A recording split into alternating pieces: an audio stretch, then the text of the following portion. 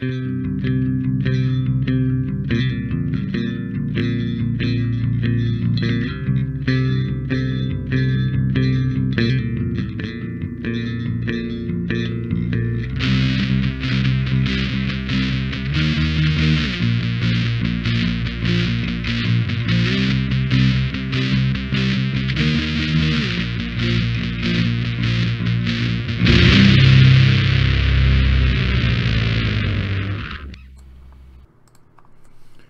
and welcome to another exciting episode of Wave the Brush with me, your host, Kris, aka Mini Wargamer Kris, aka The Name Butcher, aka Hey You, Get Off My Lawn. Wave the Brush, the most informative 120 minutes on the internet on the wargaming lifestyle. We'll talk about painting, terrain, conversions, and everything under the sun. Usually delves into a lot of painting talk as well as a lot of what's under the sun, meaning no holds barred topics, and we'll talk about anything and everything. And so if you're a first time viewer, feel free to ask your questions. Send them to Kris@miniwargaming.com. Of course, you can always ask in the chat if you're attending live, and of course, you can ask your questions wherever you like, really, because we have the Wave the Brush Facebook, we have Wave the Brush Discord channel, which is a lot of fun. The Discord channel has been a great amount of fun. I've been really enjoying it. It's pretty much probably the best way to get like an immediate response from myself or even the other monkeys, because the other monkeys are just really helpful and knowledgeable folks. And so of course we've built a nice little community, and everybody has been helpful and sharing, and it's been really great. Really haven't had the need for moderators. There are moderators, but it's been great that everybody's been able to keep it in their pants, so to speak. And so, yeah, and of course, well, speaking of monkeys, let's see who's joining us today live. We've got Lord Krabby, what's up? What's up, party peoples? Cog King 5555, Wave the Brush, episode 170. Emu or kiwi brushes? Emu or kiwi brushes? Are emu brushes good? I mean, I don't know. Kind of threw me off with that one. G Squared, hey monkeys, thought we were going with the nose hair brushes. Oh, the nose hair brushes. That was from last week, I think. We were talking basically, what kind of haired brushes we could use. Human hair, mink hair, apparently emu, kiwis, you name it. Kiwi, though, isn't that the little fruit? Isn't that kind of hard to get all those little hairs together off that fruit? Or are you talking about the people themselves, the kiwis? And we'll just make it out of kiwis. I don't know. Guymere Alfer, there he is. Yo, fellow monkeys, and hey, Monkey Master, what's up? Guymere Alfer, he's the kind fellow who created our email jingle, and of course, he's got a fantastic little channel called Beer and Blood Bowl, and it's a lot of fun. He sent me this nice little coaster here. I use it to keep my desk from getting little watermarks and stains, coffee stains, and stuff like that. So, of course, it's a lot of fun watching his channel. I tune in whenever I can, because I do loves me some Blood Bowl, so I do enjoy watching that every once in a while. And so, yeah, if you like your Blood Bowl, check them out. It's a lot of fun, and I just like listening to them banter back and forth. That's entertaining as well. Just like basically just listen to them all kind of curse each other out. Tolo, I thought it was Nurgle bum hairs secured by ass capes to the furl, or however you spell it, furl. Yeah, it's not spelled like that. Kirk Kershon was watching the Light Night paint video. Oh, or anyway, the Light Night paint video, and almost forgot to switch over to the live video. Hello all. Late night. The late night video. The late night video, yeah. Yeah, that one's kind of fun. Got to do more of those. There's a lot more videos I need to do. I need to do more bat reps. I need to do more painting videos. I need to do more game shows, and there's only so much time in the day, unfortunately. I suppose if I was hopped up on some sort of stimulant, I probably could produce a lot more, but I'm really not. Coffee is just barely keeps me functional. So, Andy Clark got here early with some popcorn. Anthony B, I was in the middle of watching the Mortarion review. Kris, did you get to paint that thing? No, I did not. Also, I find your lack of shotgunning beers disturbing. Yeah, I should just start the show with a shotgun of beer. The Mortarion, no, Lee, Mini Wargamer Lee painted up the Mortarion for us. He got it done really, really fast, considering that he's a big, complex model. And so, you know, that's really quite remarkable. And he did a fantastic job on him as well. I was considering picking up another one to show for quick tips, or not for quick tips, but like more like beginning to end. But since he's so big, you know, it just, I don't know, like, you know, obviously quick tips would take a bit of a delay. And, you know, I mean, working on a big model like that, like, they end up taking a while, you know. I mean, I know a lot of people enjoy a lot of those beginning to ends, and, you know, but, I don't know. I'm just nervous, I suppose. I just don't want to do a great big model like that. I'm thinking that when the Typhus comes out, I'll do Typhus. I'll do beginning to end of Typhus, but, yeah, Mortarion. I mean, unless of course, everybody says, no, Kris, do Mortarion. We want to see beginning to end to Mortarion. Then maybe I'll do it, but otherwise, no, I'm not planning on it. I'd like to, but I'm not really planning on it. Clumsy Juggler, hello everyone. Knitfink, hello everyone. Moosehead Painting, hi Kris, and the monkeys. Anthony B, I hope y'all jammed out the bolt thrower I posted on Discord. Yeah, I have that bolt thrower. I have a few albums of bolt thrower. I have Fourth Crusade, which is probably my favorite bolt thrower album. And I also have, I believe it's called War Master. I have that one as well. The earlier ones. But yeah, Realm of Chaos, yeah, that's a good one. That's a classic one. I just love the way that begins. It just has, you know, the whole, it sounds like you're in a Space Hulk kind of thing. It's got like this industrial mechanical sound going on in the background. It kind of just gets you in the mood for like Space Hulk. And yeah, when I was, you know, young and very impressionable, yeah, I picked up, you know, bolt thrower and stuff like that. And of course, I was already getting into like hard rock, heavy metal music by that point anyway. And yeah, so it was a nice nice addition to my, you know, my gaming. And of course, you know, the artwork has, you know, the classic Crimson Fist, you know, Rogue Trader cover art on it, you know. So who's not in, you know, as far as being a fan of this stuff, you know. Mini Wargamer Josh, hey the monkeys. Dorn Jr., good morning everyone. Fear School, love the show, thank you.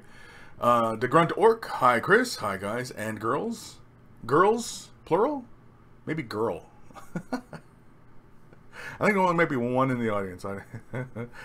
The female ratio in this show, you know, if this was a party, this would be a sausage fest, really, is what this would be. Ghost of Starman Deluxe, hey monkeys. Much Death Guard hype. Yeah, Death Guard, I mean, looking through the rules, stuff like that, Death Guard, pretty awesome. I think I mentioned this last week, that, you know, they're gonna be, you're gonna see a lot of them on the table, and the models are just so damn nice. Like the was it the Death Shroud Terminators?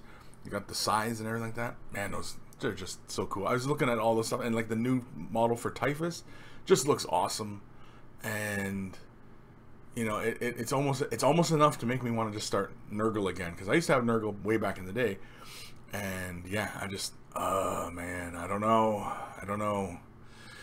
Start getting that itch. But then, you know, my Eldar would get neglected, and I've been trying to stay focused on my Eldar and finish them.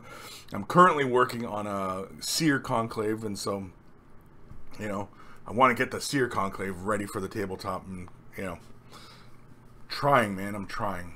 They keep throwing all these great models and things at you, you know. It's like, oh, I want that, and oh, I want that, and, you know, it's exhausting.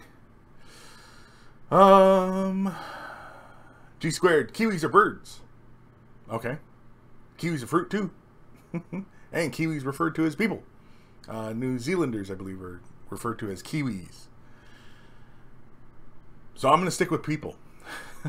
I say we make the brushes out of people. The Mobius. Hey y'all, just finished a 20-man Roman commission. Never again worked out. I am earning less than £1 an hour. Yeah, see? That's commission, man. That's commission work. And I've harped on about commission work many times in the past. And, you know, I mean, if it's buddy prices, you know, if it's like between buddies, okay, well then a pound, you know, because that's roughly like $2 Canadian an hour. You know, that's barely slave wages, for God's sakes. That's some sweatshop type prices, you know. And yeah, I mean, if you're gonna, you know, try and make a go of it, yeah, you gotta get that price up there more, because yeah, that's not worth your time. It's not worth your time. It's not worth your time. Tolo, more videos and coffee. Can you tell I drank near 100 ounces of coffee in the last 24 hours? No, I can't. Other than all the capitals. Dark Commission. Hi, Kris and everyone. Hello. Cock King 555. It's already out for Canada. It is. What? I've already lost what we're talking about. Grey Death Angel. Hi, all. Tolo just ordered Forge World Xenos. Cool. Taro Sylvast. Yes, Wave the Brush live. Time to take a sip of paint water and start brushing away. Whatever gets you fired up. Whatever gets you fired up. If you got to take a good old sip of that paint water, just kind of to steal the wool, as it were, then yeah, go right ahead. I can't stop you. I don't recommend it, but I can't stop you. Johnny's Chop Shop. Sup? Sup? Anthony B, episode 167, Sausage Fest. This isn't episode 167, this is episode 170. 170? Yeah, this is 170. Man, I thought I was going back in time for a second. I thought maybe I walked through a quantum fissure or something and I've gone back a few episodes. I haven't gone back in days, but I've gone back in episodes. Cock King 555, Wave the Brush 170, Death and Metal, I'm sick. Death and Metal? Okay. Dr. McPeachy, time for some mustachioed awesomeness. Mustachioed. My little nephew, who happens to watch this show, of course, you know, hello Sullivan.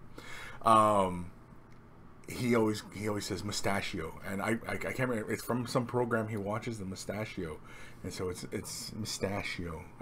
I don't. So Solomon, I don't know what the heck, man, but you know, yeah, and he's probably my youngest viewer. He's just a wee lad, and so I always got to try and remember to keep, you know, the things relatively, you know, G. But as soon as he starts saying, "Oh, we got to keep it G," that's when all the, you know, ass capes come out, and you know, it's just nurgle bums, and you know, it's all that. Johnny's Chop Shop, episode 170, One Woman at the Sausage Fest. Yeah, you know, it's, I mean, that's what, at least that's what the analytics told me. It's like one woman showing up for the show. It's like, well, all right, you know, got to try and keep it, you know, female friendly, I guess, too. Jeff Alonist? Yo. Yo. I don't think I've read that name before. Jeff Alonist, welcome. Teldonator, hello monkeys. How y'all doing? I think everybody's doing pretty good. But I'll let the monkeys speak for themselves on that one. Tolo. GBP is 1.61 to per 1 Canadian per Forge World. I literally just did. Yeah, so okay. Well, it's always a rough approximation. It's like like 1 British pound is like 2 Canadian.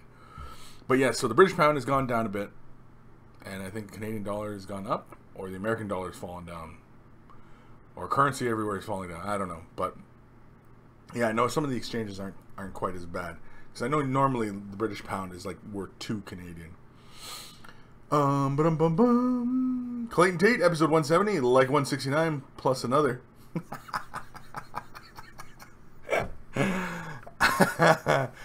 That's some basic arithmetic, yeah. I mean, you know, that's, if you've got 69 going on and you add another, you've got 170. Yeah, that's it.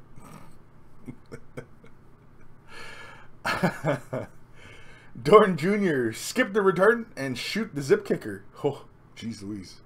Like, just shoot it, like, straight into the veins, like some sort of heroin addict. You're just sitting there jamming that zip kicker in there and just... I don't know if you'd do that. I mean, I'm sure you'd probably just keel over dead, but I mean, I can't say. Maybe zip kicker is really what it is. It's a zip kicker. It just... You never know. Lord Krabby, working on some Black Templar Reavers? How do you say that word? Reavers? Anyway, gonna call them the Wolves of Judgment. They hunt monsters, Ordios, Xenos, and Malus. Cool? The Wolves of Judgment? Jeez. It's kind of intense name. Guymere Alfer, episode 170. Anthony B got lost somewhere in the last few weeks. Yeah. Apparently he's watching episode 167. We're all on 170, but he's watching a different episode. He's like, why didn't they answer my questions? Clayton Tate, episode 170. Nurglebum to the 8th edition. Yeah. There we go. 8th. That's it. Nurglebum. Oh, Nurgleburn. No, Nurglebum. Frick, I can't read. Nurglebum to the 8th edition. To the 8th edition. I was just trying to make sense. I'm sure, Clayton, it's pretty early for you still, and you're probably not even awake yet by the sounds of it, so... Dorn Jr. Kris, did you say goodbye to Cullen in a way of your people like you did for Jay? If so, is it on film? Unfortunately, and I feel bad about this. I genuinely feel bad about this, that we did not give Cullen a proper send-off. Mainly because we were all busy. Boys were at the Nova Open, and yeah, we were going to film something. And, of course, there is this little minor tradition for Cullen after work, and we didn't do it, and yeah, I kind of feel bad about not filming anything, but I mean, he's probably going to come back. He's probably going to be back next summer, and so, you know, he'll be back. He's kind of like herpes in that regard, that he's just, you know, you think you got rid of him, and then he's back again, and you're like, well, what the hell? He's back again, for God's sakes. No, Cullen's a great guy, though. He's a good guy. He's a lot of fun, and he's a good sport. He's a really good sport about stuff, because I bust his balls all the time, and, you know, he takes it like a champ, and, you know, so, yeah, I feel bad that we didn't give him a proper kind of send-off, and, you know, and everybody else should feel bad about that as well. The Mobius, episode 170. Bad Uncle Nurglebum. Bad Uncle Nurglebum. Oh, like I'm the bad uncle? I'm bad uncle? Yeah, it's probably. I'm sure my nephew watching the show is probably going, yeah, bad uncle. Yeah, he's a bad uncle. Johnny's Chop Shop at Kris. I need the help taking good pictures of my minis. Have any suggestions?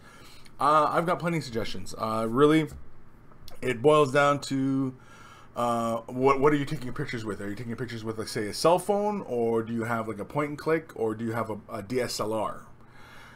If you have a cell phone, you can take good pictures with just this, and the advice I would suggest for this applies to the other stuff as well.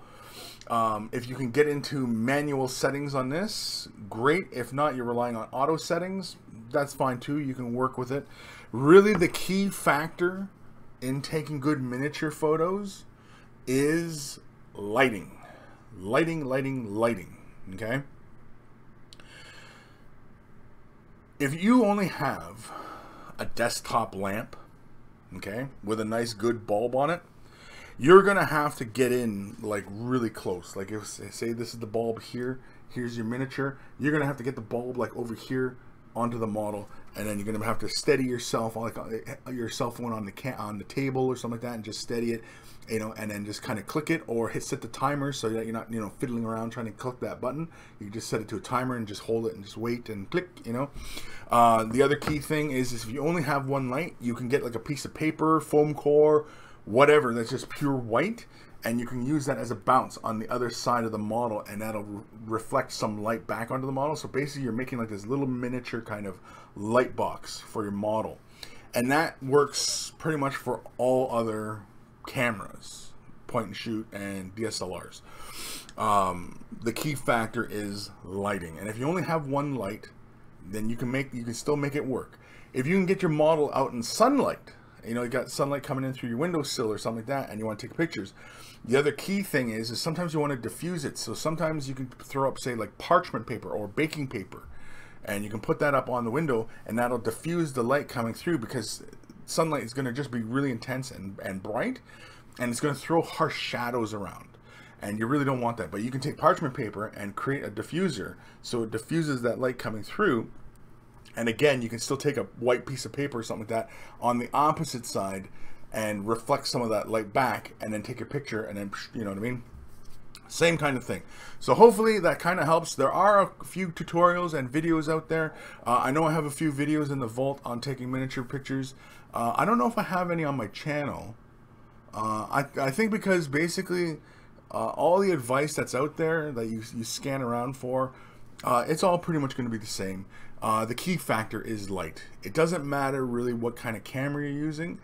It's because, I mean, like, you can have a top of the line camera, but if your lighting scheme doesn't work, it doesn't matter how powerful a camera you've got. You have to properly light the scene for the camera, and you can pretty much make any camera kind of work. So hopefully Johnny Chop Shop, that helps, and kind of gets you, get you going. Of course, if you don't have any of those things, you don't even have a camera, well then I guess that renders it all rather moot, because you're not taking any pictures. So, but I mean, everybody's got like a cell phone, so everybody should be at least able to do that in that regards. But yeah, think lighting. The lighting is key. And if you have a harsh light, like even the light from like the lamps, like see here, like I have my desk lamps, and you'll see that there's paper on them, and that's to diffuse the light, because I'm filming all the time, and so it's always better to work from a diffused light, a nice bright diffused light. Well, even this light here that's lighting me right now, it's a diffused light. And again, because if it wasn't, we'd have like these harsh shadows, whereas you can see like it's more softer shadows going on and stuff like that. So, but anyway, that's the basic nut of it, really. So hopefully that helps, Johnny Chop Shop. And if it doesn't, well then maybe we'll have to try and figure something else out. Where are we? Dark Commission might try offering historical dioramas to museums. You never know if you don't try. You know what? That's actually not a terrible idea. For like display purposes and stuff like that. Because people dig that kind of stuff, and it's a good visual. Especially if you go to somewhere like, say for example, somewhere for the Civil War, and they have a bunch of artifacts from the Civil War, and maybe they want to have a diorama of a famous battle that occurred, right? So yeah, definitely, why not give it a shot? You might want to try some of the bigger boys first before heading off to smaller museums, or I mean, you might even get an idea from the museum itself. Maybe you'll see something that they have on display, and maybe they got a lot of foot space, and you say, hey, you know what? I think a diorama of this particular thing here would actually be kind of cool. You could pitch that too. I mean, heck, you might be onto something there. Coffee. Clayton Tate, somehow I was up at 6 a.m. today. Somehow. I don't even want to speculate, Clayton. I don't even want to speculate. Prawn Ham Dance, hey monkeys, made the show live 2 weeks in a row, almost unheard of recently. Dwarf Lord, hello Kris and all. Up the stunties, like up with stunties, or raise the stunties up, I don't know. Plasma Play, good day everyone, good day Plasma Plays. Prawn Ham Dance, episode 170, taking it in the balls like a champ. I don't know if I'm taking it in the balls like a champ, or if like Cullen or Jay. Yeah. Random Mob. Kris, you excited for Mortarion and all the drippy goodness? Yeah. I mean, I've already seen Mortarion. The one actually I'm kind of excited for is Typhus. The new sculpt for Typhus looks freaking great. it's gonna be obviously a plastic kit, and he's got like, you know, the smoke emanating from his what, destroyer hive, I think it's called, and he's got like flies flying around him, almost like, you know how was it Celestine? She has the little birds. He's got like the flies kind of flying around her, and I like that. It just conjures so much imagery around him, like you'd imagine, you know, that he's just got these clouds of flies, and he's, you know, and he's, you know, it's all very cool. Mortarion, though, I mean, like, Mortarion is cool. He's, you know, he's consistent with how GW has been doing stuff. I don't know if he was quite how I imagined. I do like that they gave him kind of the big insect wings instead of, you know, like angel wings or bat wings. You know, they gave him the insect wings. I think that was a good call. I kind of would have liked to have seen more like a big Grim Reaper type scythe with him, though. Like he's dual wielding this gigantic scythe, and he's like just kind of like, you know, reaping, and, you know, I think something like that would have been a lot cooler, I think. But that's my opinion. Twitchy Kranos, hey everybody, sorry I'm late, got held up, no problem. Robert Scott, hello, hello, hello. Plasma Plays, there are cheap mini photo booths on Amazon that are pretty compact. I got one with a white box and 2 LED mini lamps. It's pretty nice. Sure, yeah, that's another good one. Yeah, get yourself a light box. I mean, you know, I was offering a suggestion at 0 cost, and I mean, if you've got money to spend, well then, you know, you got money to spend, and you'll find a really good solution out there. But yeah, a light box definitely is a good way to go. Dwarf Lord, quick question. How is this a quick question when you're asking me philosophy? I can go on for hours on philosophy, but it's a quick question. Especially a long-winded cat like myself here. What is your philosophy for painting eyes? Any tips? Eyes are the bane of my life. The googly mess is real. The googly mess is real. For eyes, yeah, there's a few ways a lot of people like to do eyes. And I'm a fan of painting the face and then doing the eyes. I've seen a few examples of people doing the eyes first and then painting the face. Sure, works. Because with that technique, what ends up happening is, okay, you create the dark around the eyes, and then you do the white, and they'll often repaint under the eyelids, because you'll get like the parts of the eyelids, and so they'll retouch those with flesh, just to kind of, you know, make the eye a little bit more realistic. And I agree with that standpoint. For most gaming miniatures, though, you know, you kind of you paint the face and then you paint the eyeballs, right? And most of the time I do it like pretty much everybody else. I do a little thing of black in the eye first, and then I will take white, or Pallid Witch Flesh is another good one, because it's kind of bright, but it's not quite white. You know, it's not like ghostly white kind of thing. It's, you know, it's a little bit more subdued, really, and a little bit more natural, because our eyes really aren't really white. They're, you know, off white, right? And so anyway, I'll do the white, and then often what I'll do, because, you know, a lot of eyes are really small, what I'll do is I'll take the tip of the brush and I'll kind of push upwards, so that what happens is I touch the eye and I push up with the bristles, so it gets thicker upwards but leaving a point. And so what it ends up doing is creating a triangular shape, but that ends up looking at a distance, that ends up looking like a curvature. And when you're doing the eyes, you don't want to do just a straight up dot for the eye, because then it looks like, you know, they're surprised, right? And you don't really want to do it that way. You want to have more of the iris kind of covered by the eyelids kind of thing. So you do this kind of just shape. Now you can pretty much just blot it right in and just kind of give like a full kind of thing, so it's just white on either side. And that's also another way a lot of people will do it. They'll do black and then do 2 dots of white, and that'll achieve that similar kind of look as well. But often I like to do black and then white and then basically like a triangular type shape, because at a distance it looks like an eye, like the under curvature of an eye. So hopefully that helps. But I mean, yeah, there are many ways to do eyes.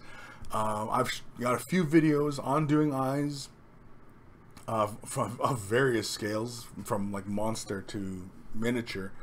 Yeah, but again, like, you know, there are many ways to achieve it. You definitely want to have your best detail brush available for it. If you don't have a really reliable fine detail brush, I definitely would recommend either you pick yourself up Citadel's Artificer brush, the fine one, the really small fine one, or get yourself a Winsor Newton Series 7 miniature and get yourself 0, 00, or 000. I usually do eyes with just with the 0 with my Winsor Newton. I can do eyes with just that. Well, I can do eyes with the Artificer brush as well, but I mean, it's whatever you're really kind of comfortable with. But yeah, you're gonna, like, if you are gonna invest in a brush, and if you got like a lot of models that you want to do the eyeballs on, yeah, and have that brush kind of dedicated to that kind of fine detail kind of stuff, then yeah, it'll be well worth your money to spend it on that. But yeah, that's what I definitely would recommend. Random mom, my take on eyes when painting is that they should be wearing a helmet. Yeah, so you don't have to bother painting the eyes. Robert Scott, hello Chris, nice to be here again. In the moment I'm painting, but you can give me a tip on cleaning up plastic minis like rhinos and space marines. Thanks. Tips on cleaning. Simple Green if you're in the North American side of things. I can't remember what the similar product is over in the UK. I don't know where you are, Robert. Yeah, in North America we use Simple Green a lot for cleaning plastic miniatures because it's nice and gentle and it gets the paint off. If you painted the model with, say, something a bit harsher than normal water-based acrylics, like you've gone and done it with enamels or any kind of lacquer-based paints, man, you might be in a bit more trouble there. I've found in the past that brake fluid works really, really well because brake fluid often has a bit of alcohol in it, and for whatever reason, the composition of brake fluid, it just seems to just kind of make the paint just kind of fall right off the miniature. But otherwise, you can probably use isopropyl alcohol, especially if you've gone and, you know, applied a more harsher paint, like a lacquer type base paint, you know, like enamel based. But otherwise, water-based acrylics. Yeah, if you use isopropyl alcohol, yeah, that stuff will come right off with alcohol. You just with it, and use something like not too abrasive to scrub, like an old toothbrush. Use an old toothbrush, not a new toothbrush, and just, you know, scrub away at the model and just scrub away. Sometimes you'll need to use like the tip of an X-Acto blade just to kind of clean some little nooks and crannies out, just because, you know. But otherwise, yeah, you can let the pieces soak for, you know, hour, a day, whatever you want. Alcohol is not going to melt the plastic. Simple Green doesn't melt the plastic. Brake fluid doesn't melt the plastic. Although brake fluid does act funny with fine cast. It will penetrate fine cast. And resin as well. Resin will be fine under brake fluid and isopropyl alcohol and Simple Green. Of course, if you got pewter you can chuck into, you know, like nail polish remover, and that stuff will just come right off. It's really abrasive, really harsh, and nothing too abrasive, again, because it's a metal, right? But you're talking plastic tanks and stuff, so yeah, I definitely would recommend something like Simple Green. Just create a little tub, drop them in, let them soak around for a bit, and then just start with a toothbrush, just start scrubbing. Not too hard, because you don't want to mark the surface or anything like that. So yeah, so hopefully that helps and kind of, you know, get you started, hopefully, Robert. Dark Commission, cheers, Chris. Good advice as usual. Well, thank you. C.W. Kreiner, watching Way of the Brush and list building, good times. What kind of list you building? What kind of list? Like a shopping list? Or like an army list? David Vaughn, speaking of lights, does the color of light matter when choosing a desk lamp for painting? I saw a chart that showed kelvins and wasn't sure if it had any effect on painting. Yes, kelvins does have an effect on your painting, or on the light, especially when you're going to be taking pictures. Because the lower the Kelvin, the warmer the light. The higher the Kelvin, the cooler the light, the more truer to sunlight you're going to get. So, you know, for example, like most light bulbs, you'll see like a little color graph, and it'll show you like where that light bulb stands in that graph. So the closer you get to, say, 5,000, the better. That's going to give you true daylight kind of light, white light kind of painting light. And that's good for photography, and that's good for painting. In fact, you should always be painting under a daylight bulb, a light bulb that produces white light, true white light. Back in the day, it used to be always the tungsten bulbs, the ones that were used for like growing. Like you can actually use, because they produce like a UV light, and you can actually, you know, they were good for like, you know, like growing, like they use them in greenhouses and stuff like that. And so you could use them for that. And they were really great for painting because you get a true sense of the colors you're using. And, you know, whereas like regular tungsten bulbs, like the white frosted ones, those would cast a yellowish light, a warm light, and that would mess with your eyes and mess with your colors. And you're, you know, whenever you're trying to color match something, and it's like you're completely messed up because, you know, you go outside, it looks like the model, it looks great here, you go over here, a different color, and so, you know, it's no good. So, yeah, 5,000 Kelvins. Kelvins? Yeah, I believe it's Kelvins. Around that ballpark. 5,000, 55, 51. I know there's a few bulbs in that area. Of course, if you got a light system where you can adjust it, then even better.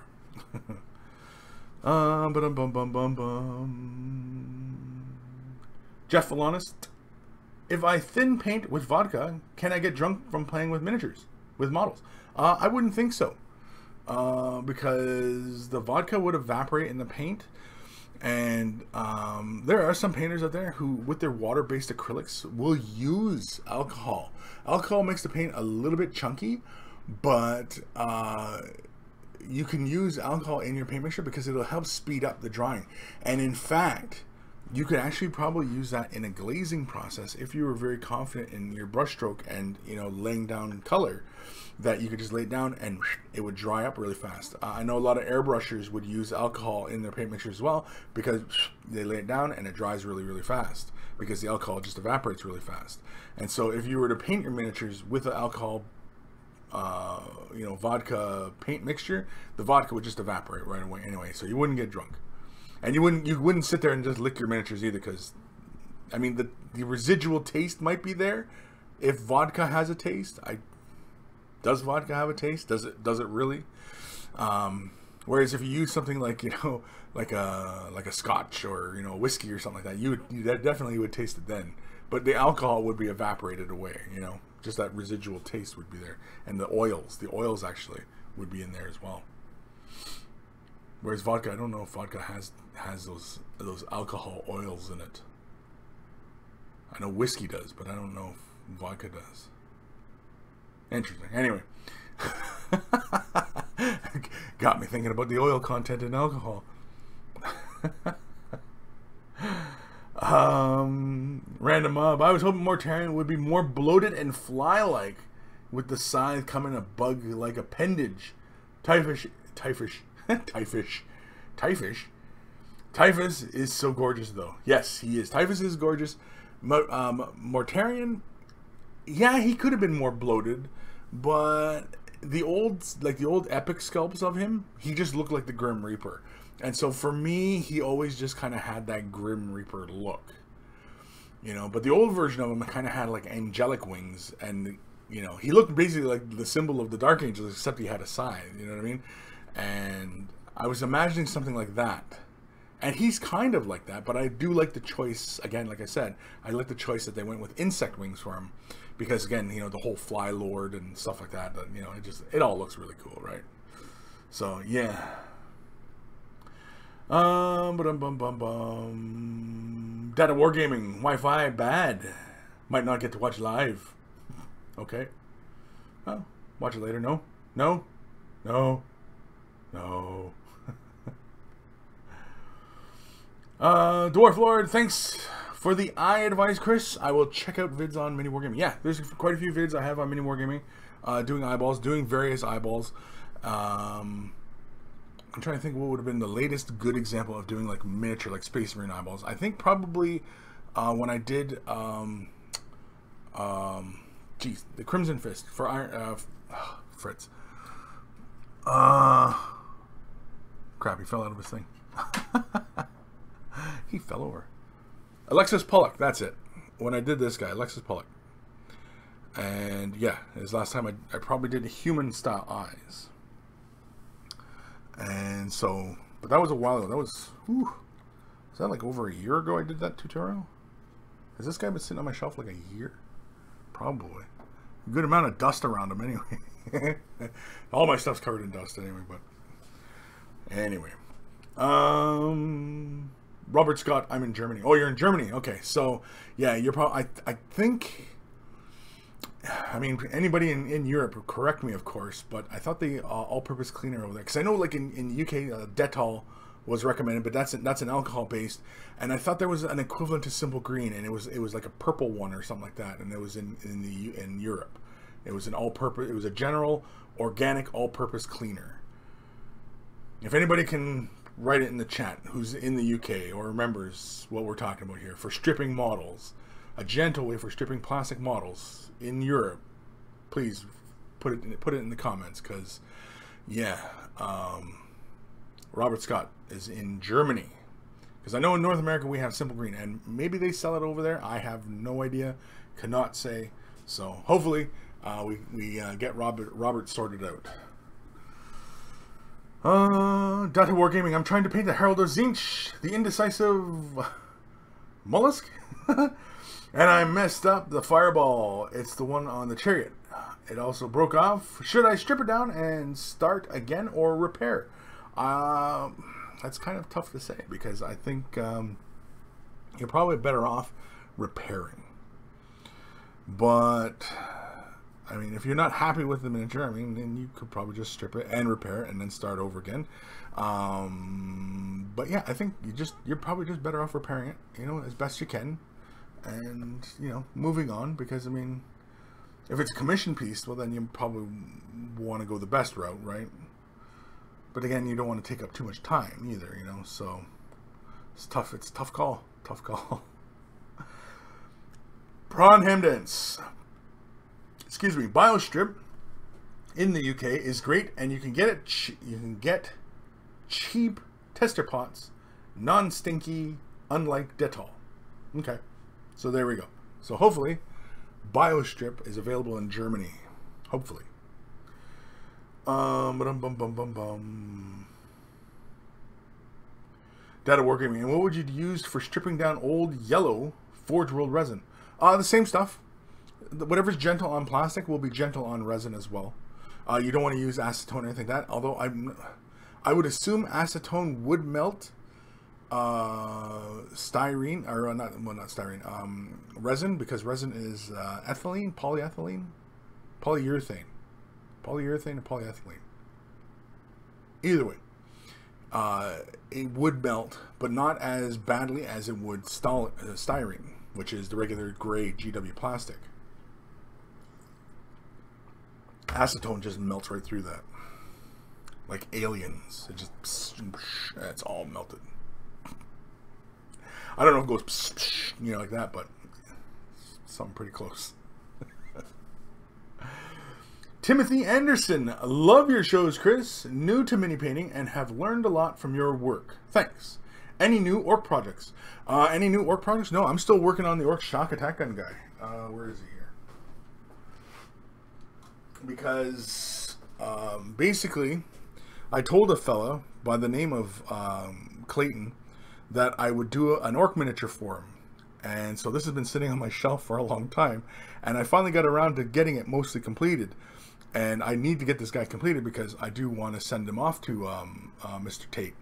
And, you know, of course I will need Mr. Tate's address, of course, if he's still even paying attention right now, or unless he's passed out on his floor. I have no idea. But either way, yeah, so I want to get this guy done, because he's like a fully custom piece, and not fully custom, his base is custom, but you know, I've left him in a lot of sub-assemblies, and you know, I've been working not super, you know, detailed or anything like that. It's not like I would enter this in like a competition or anything. I mean, I could, but I wouldn't. But he's going to be a good representation of my painting.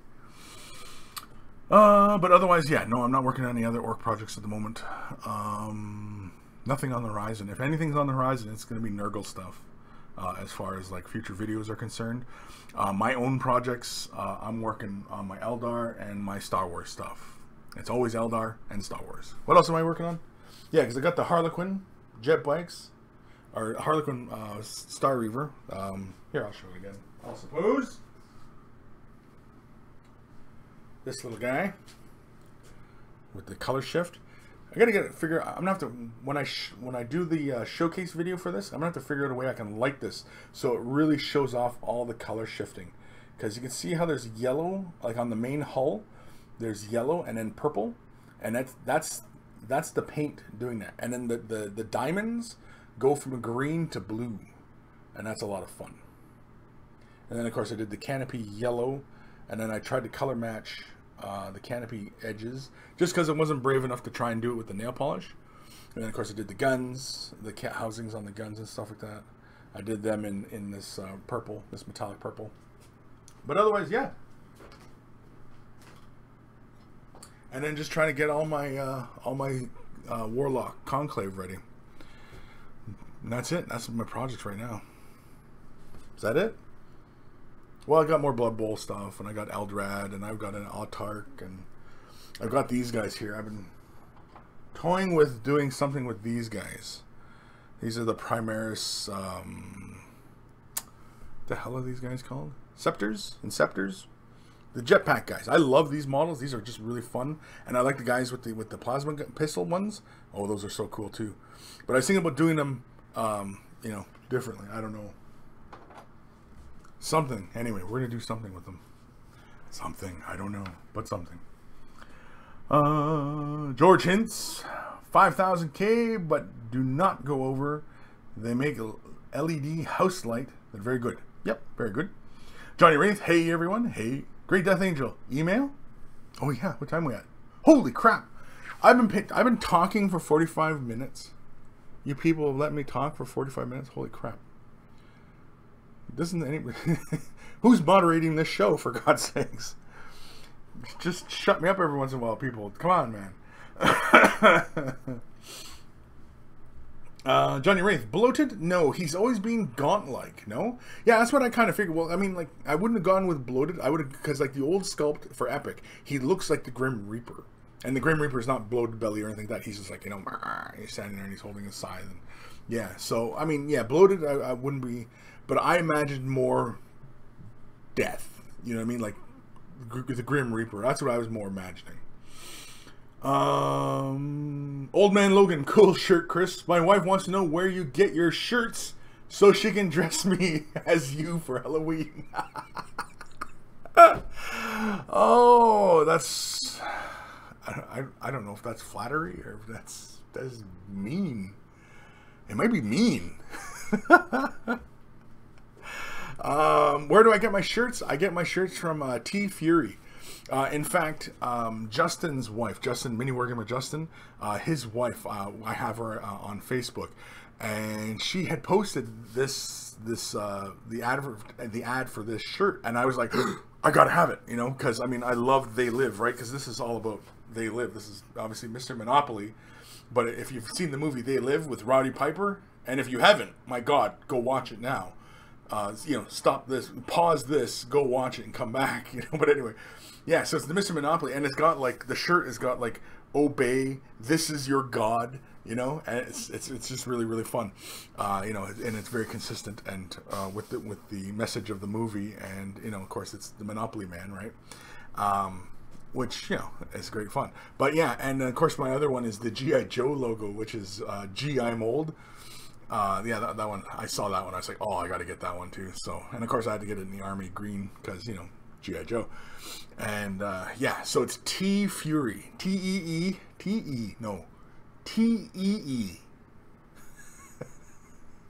Fury, F-U-R-Y .com. I even had to think about how to spell Fury. But yeah, that's where I've been getting these shirts lately. But there's another shirt company that's doing like 80s style stuff, and I was like, oh man, because they have like a Transformers one I want to get, and I was like, oh, I gotta get it. So yeah, so you might see me sporting a Decepticon symbol at some point. I wish I hadn't killed that fish. No, I wish GW would bring back some of the classic shirts they used to do. because I used to have, and I used to wear it all the time. I used to have a black T-shirt that had the Crux Terminatus on it. It was just, and it was the Wayne England illustration, you know, from like the old Wayne England illustration. I can't explain it any more than that. It's, if you don't know what I'm talking about, look up Wayne England Crux Terminatus, and you'll see what I mean. And it was that on your right broad on the chest like that. And I used to wear that shirt all the time, and it was my favorite shirt just because I love the look of the Crux Terminatus.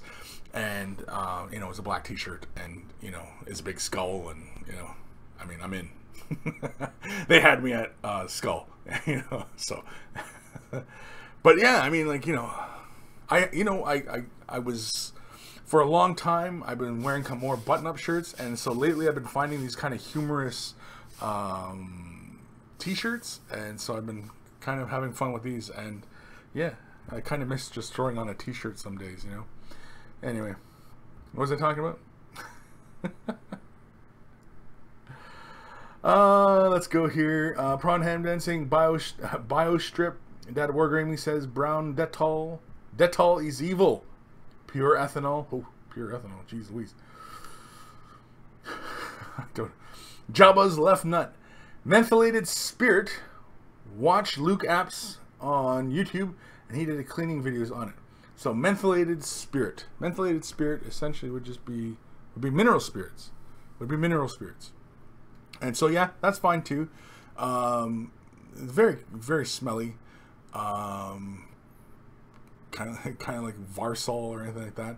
But I mean, as far as if it's just a water-based acrylic paint, I mean, the simplest is rubbing alcohol. Rubbing alcohol will get rid of it right away, and it'll be the most gentle. And in fact, I do a video recently. I don't know if it went up or not on Mini Wargaming, but I did a video recently of cleaning clear plastic, because some of you guys out there might be doing like your canopies and stuff like that for your vehicles, you know, your flyers, what have you. And say sometimes you make a mistake or whatever. Well, clear, simple rubbing alcohol is all you need to clear those parts. Just be gentle, and you use something non-abrasive, and you can clean those parts, and the paint will just come right off. And I show it with a really harsh paint, and you'll see how it just kind of comes right off. So anyway, yeah, I think it is time we get to some emails. Random mob. Great, fantastic shirt. Yeah, thank you, Clayton. Oh, that model, I remember that. Back when the world was young and new. Yeah, you smarty pants. Remember, Clayton, I have not forgotten about that, because I said I would send you one. And Kris is a man of his word. I might not get to it right away, but it is always up here, and I do know that, you know, oh yeah, I owed him that. I didn't, not owe, but, you know, you asked me for it, and I said I would do it, and I'm going to do it. It's almost done. I mean, I don't even know if you have an orc collection anymore, but still going to send you one. So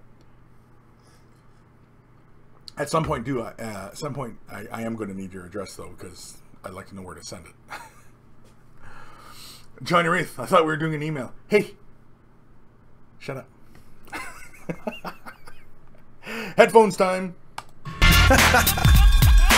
Email time. Email time. This is from Clumsy Juggler. Hey Kris, here's some pictures of the latest minis. I have finished the mini. I think it turned out pretty good. Any feedback is always appreciated. Keith, Clumsy Juggler. And so here is his mini. Let's have a proper look at this. I like it.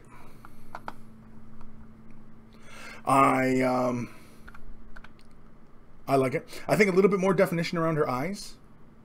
I don't know if she's supposed to have like makeup or, you know, I think just something. It doesn't have to be black. It could go with like a dark flesh tone or something like that, just to create a little bit more separation with that eye. I like your treatment on the metals and the black. I like all that.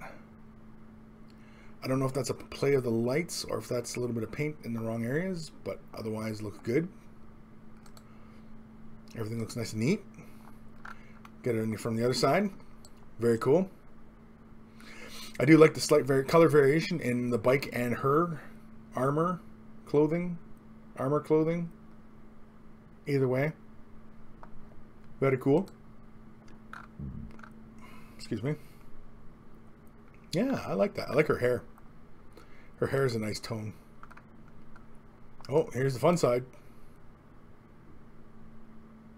Yeah, I like it. A little light there. That's cool. Is that it? Those 4 pictures? Yeah. I think just a little bit more definition in that eye. Just to separate it. You know, I mean, like, she can obviously still keep like the eyeshadow in the eyes if you want that, if that's what that is. But otherwise, yeah, I mean, like, and it looks like she has nice big eye, like a nice big eye that you know, there's a lot to paint there. And so I'd imagine it isn't terribly difficult. I know we talked earlier about eyeballs, and so, you know, it's up to you. But otherwise, awesome stuff. That looks great. Very cool. Thank you for sending that in. Let's go to another one. This is from our buddy, Old Man Logan. Hi, Chris. Thought I would share a couple of things I completed over the past week for you to take a look at. First, for a change of pace, is Darius from Simon Miniatures. The sculptor did a lot of stuff for Rackham Confrontation when it was still around, and his sculpts are absolutely fantastic. I highly recommend checking out the site and grabbing some of his models. Here's the link. So anybody who wants to go check out the stuff, go ahead. Simon Miniature Sculptor at blogspot.com. I think I've been there before. He is located in France and doesn't have an online store, so you need to work through email and PayPal to order his stuff, but I think it is well worth it. Yeah, there's a few artists out there, a few sculptors who are, you know, basically freelance, and, you know, they're doing their own thing, and, you know, because there's the one fellow I see on Instagram, and he's got these beautiful skull and tentacle sculpts. I can't remember what the guy's name is, but they're just beautiful. I've got to get one soon. Anyway, where was I? Oh yeah, second, I'm attaching some pics of my Dark Angel Hellblaster, since I am sure people are sick of seeing my Dark Angels. I just wanted to get your thoughts on the plasma color. I know we talked about it on Discord, and I'm considering magenta in addition to the classic electric blue plasma color. I just thought I would be best to show you the entire scheme to see if there are any other color mistakes, or if the other color makes sense, excuse me, or magenta might clash with the red casing of the plasma rifle. As you can hopefully see, I went with what I intended to be a Necron green glow for the plasma, just to try something a little less common. As always, I appreciate what you do for all us monkeys. Keep up the great work. And so let's have, this is not a Dark Angel. You lied. You lied. Oh, this is Darius. That's right, this is Darius. Okay, he didn't lie. This is the confrontation miniature, right? Gotcha. Yeah, they're really fun. Lots of detail. Lots of texture in the sculpts. Those blades, you can always tell, because like Dark Age, all the guys' sword blades all kind of have this design aesthetic to them. Yeah. I like the flesh. I like the scarring. Cloth looks good.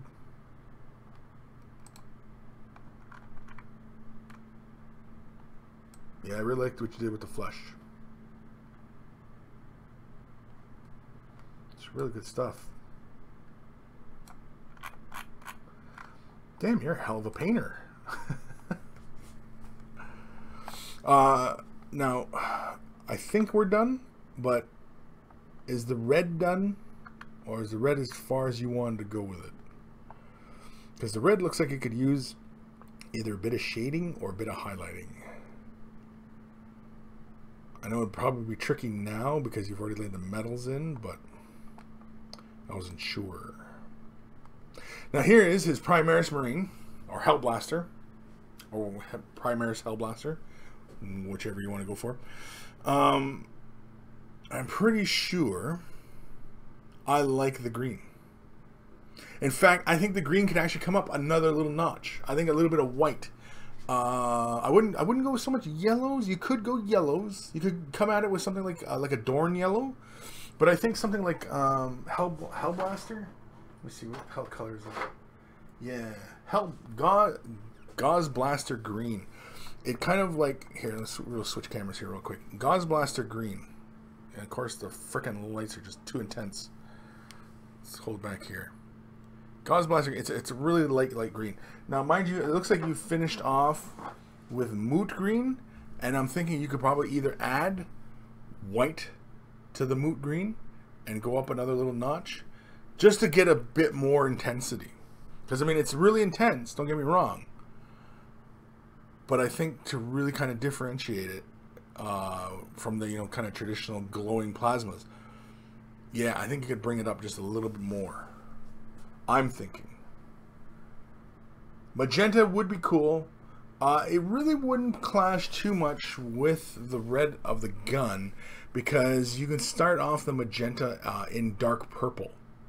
You could go with, like, say, Nagroth Knight, and then immediately jump to something like Screamer Pink. Something along those lines. And then build it up to a really bright, and then, you know, kind of give it like maybe a shade wash of diluted, say, Druchii Violet, or even Cobra Crimson.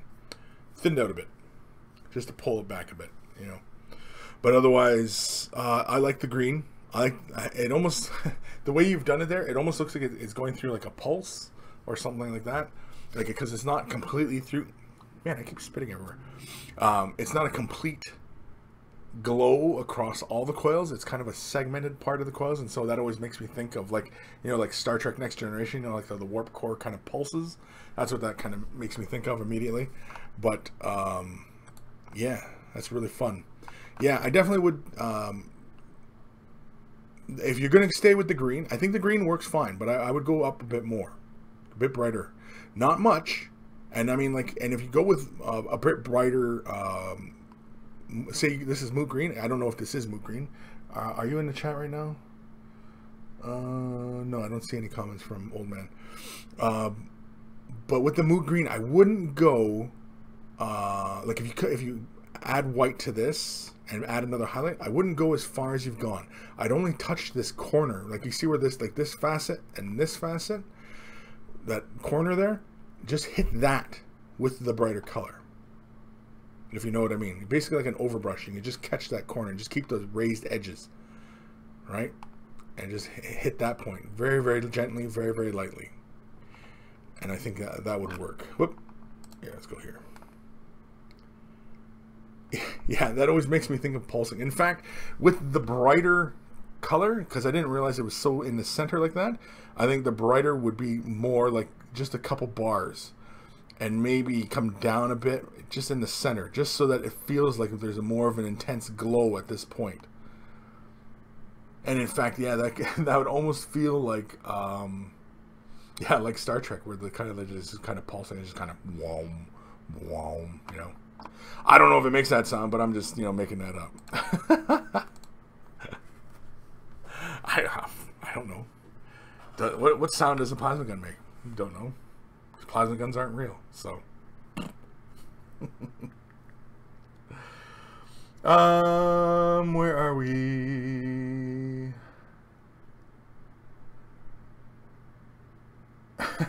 Dark Commission episode. Way of the Brush episode 170. Bring on the strippers.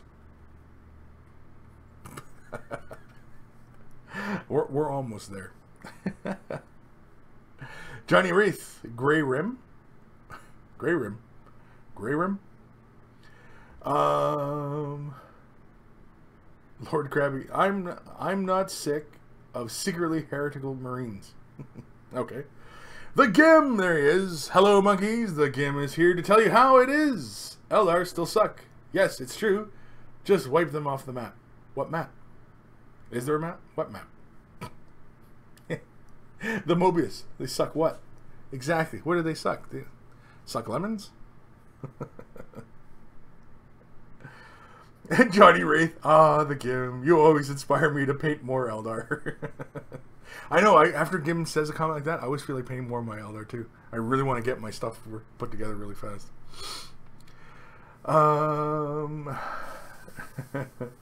Random Mob. Eldar are the only army I haven't fought this edition, and the only army I have 0 models of. Okay. Mad Kyle Crazy. Bah! I'm late. Bah? Bah! Jeff Alonist. What is the best way to get rid of painter's block? I've answered this question a few times, and I'll answer it a few more times. Painter's block, it's kind of a tough one. Really, it stems from, from life in general. I mean, you got other stuff going on in your life. You got to take care of,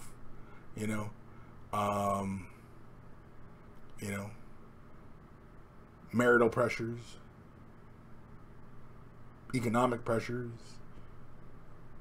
academic pressures. You know what I mean? Like, whatever it is, go deal with that, and then come back to the painting. The painting will be there when you're ready. Go deal with real life first.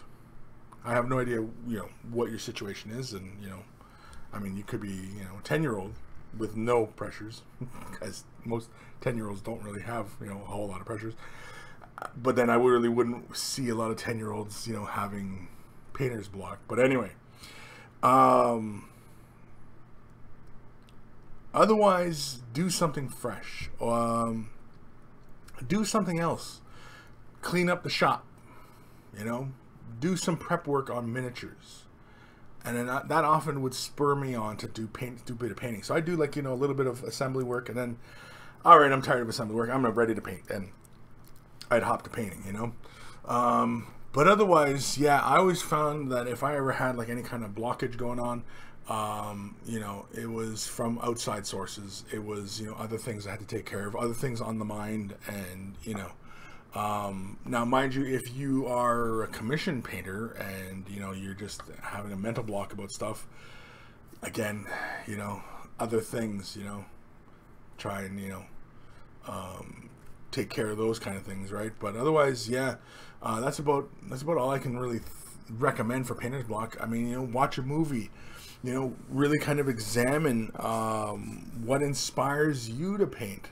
When I was a younger man, watching a movie would always inspire me. After I watched Aliens or Predator or something along those lines, yeah, I felt like playing or painting. That's the other one, playing.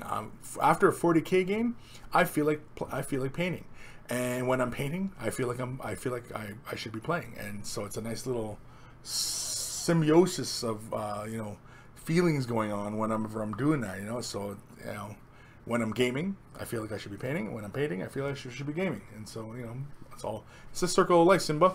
That's all it is. And so, it is a lot of self-reflection as far as, what inspires you? What got you into this hobby? Go back to the roots, and examine what it is that truly inspired that kindled that flame to start painting, and look for that, search that out, if you can just do it mentally and just kind of go back to that place, all the better, rather than actually going on like a road trip or something. You know what I mean? Like, so hopefully that helps, Jeff. But yeah, to get rid of, I don't know if we ever get rid of it. We always just put it at bay. It's always there, and we're always constantly, it's like a horror monster movie. We're always kind of just keeping it at the door, and we're just at a standoff against it, I don't think we ever get rid of it. Old Man Logan. Thanks, Chris. It's actually Vallejo flat yellow over moot green. Then a thin green glaze. Oh, okay. Okay. Yeah, I'd go up just a bit more. Just a bit more. Mobius. I either stop painting or paint something fun and don't care about and go crazy. Yeah, that's another one. Yeah, paint something that you've never done before. That's another one. Yeah, paint something you've never done. I mean, if you're doing, like, say, a lot of Space Marines, do a Tyranid model, do a monster. Do an orc. Chaos, whatever. Or even another model range that never heard of. Do something interesting.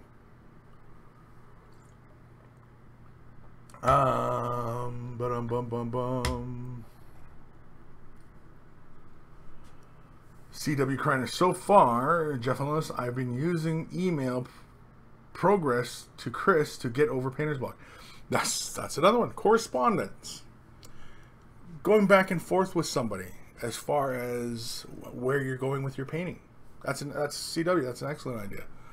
You know, I didn't even realize that as an option, because I've never done it. But as some of you guys send in your work and get feedback, I guess that would kind of help. Yeah, I can see the wisdom in it now. That, yeah, as far as getting past a painter's block, because, you know, maybe you're hitting a point where, because see, I'm not imagining what the blockage is, right? So if the blockage is that you're not sure where to go with a particular color, how to highlight it or shade it or whatever, and you're just not sure where to go, and if that's what's holding you up, then yeah, seek outside opinion. Take a picture of it and seek outside opinion. Friends, family, you know, I'm more than happy to help. You know, other monkeys, I mean, post it on Discord. I don't know if you're part of our Discord, but post it in the Discord. You know, or Facebook page. You know, lots of ways. There's lots of ways. But yeah, so hopefully that helps. I don't even know where I am, man. Jeff, cool, thanks. Okay, no problem. For your school, just ordered Death Guard Codex. Cool. You'll like it. There's lots to it. It's a nice thick book. Mad Cow Crazy. I no longer suffer from painter's block. It's more like painting clog. I want to paint so badly that I'm so scared of messing up. Graphics designer, so used to being able to just fix problems with painting, you can't really do that. Yeah, like, yeah, when you're working on a computer, you just, you know, you just what, Command Z, or was it Control Z? Yeah, Control Z, just back one, right? And you just fix the mistake. Whereas, yeah, with miniature painting, yeah, not so much. I mean, you can fix mistakes. Have we never shown a video on like how to fix mistakes? Like little boo-boos. Not big boo-boos, but little boo-boos. Have I never done a video on that? Maybe we'll have to do a video on that.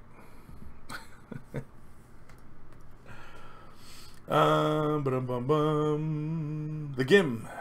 What would movie, TV show inspire you to paint Eldar? I'm thinking Polka Dot Door or Teletubbies. Gim!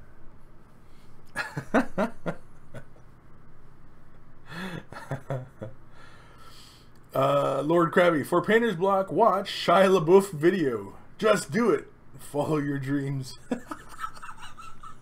Yeah, if you need your motivational video, that's it right there. Shia LaBeouf. I mean, when I'm down in blue, that's what I tune into.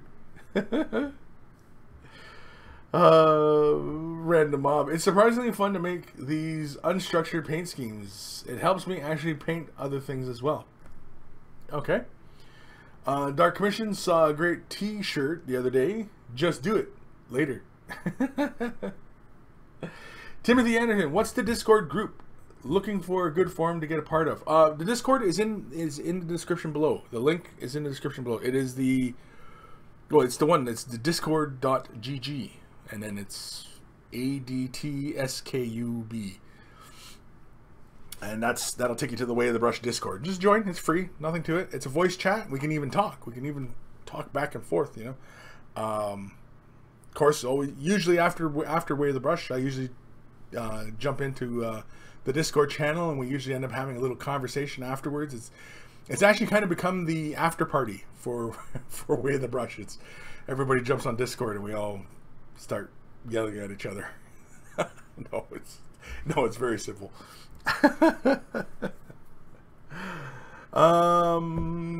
Mad Cow Crazy. I suffer from depression, been on medication for it for 17 years now. As a child, I was told I was worthless and everything I did was shit. That has led me to not being able to function normally, as I'm afraid I'd mess up.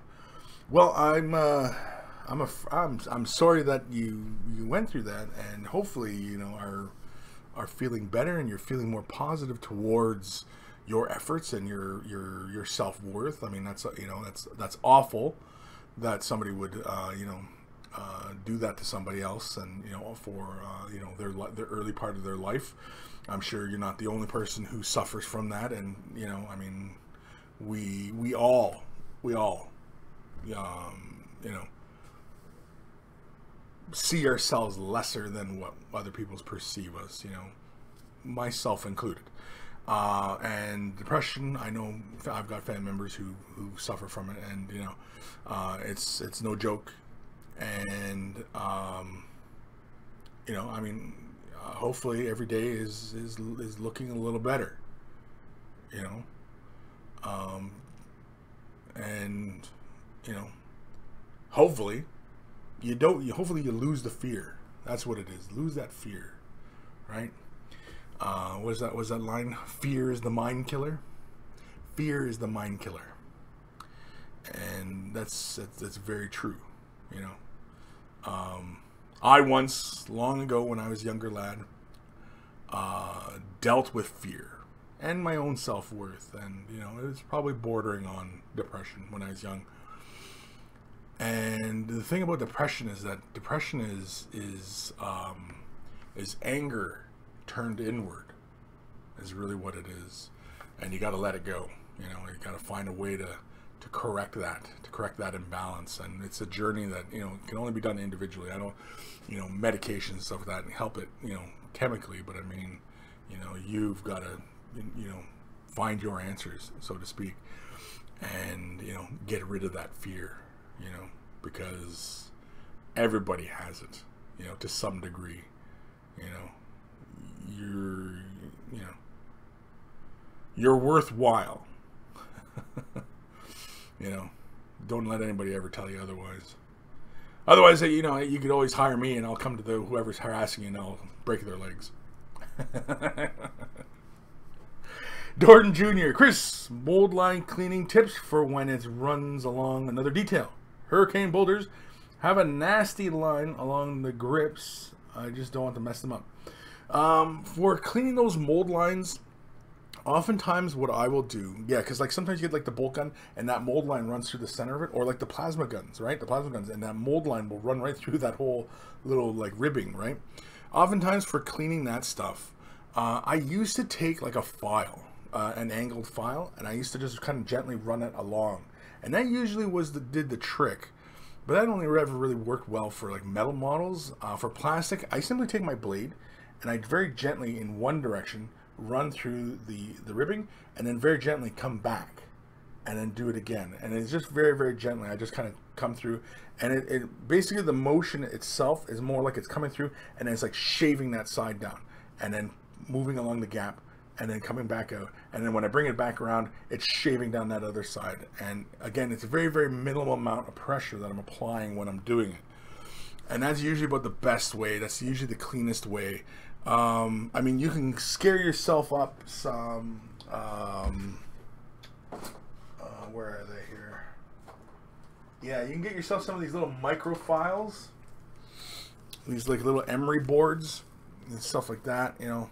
These are little sanding sticks, and you can just use just the angle, just that slight angle on them, and just run that along that fine detail. But you'd want to use something fine like this on a plastic. On metals and stuff, you can use a much more larger grit, but otherwise plastic, no, you always want to use the finest grit, just because of how soft plastic is, you know. So, yeah.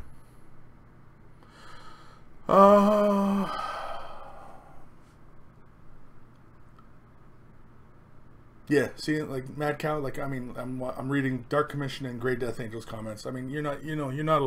You're not alone, man. You're not alone. Nicholas Allen, you know. Lord of Midgets, even if you're a worthless person, there's always profit in your organs on the Chinese market. Of course, I know Lord of Midgets would go this direction. Just avoid diseases. You're worth a few $100 minimum. At minimum.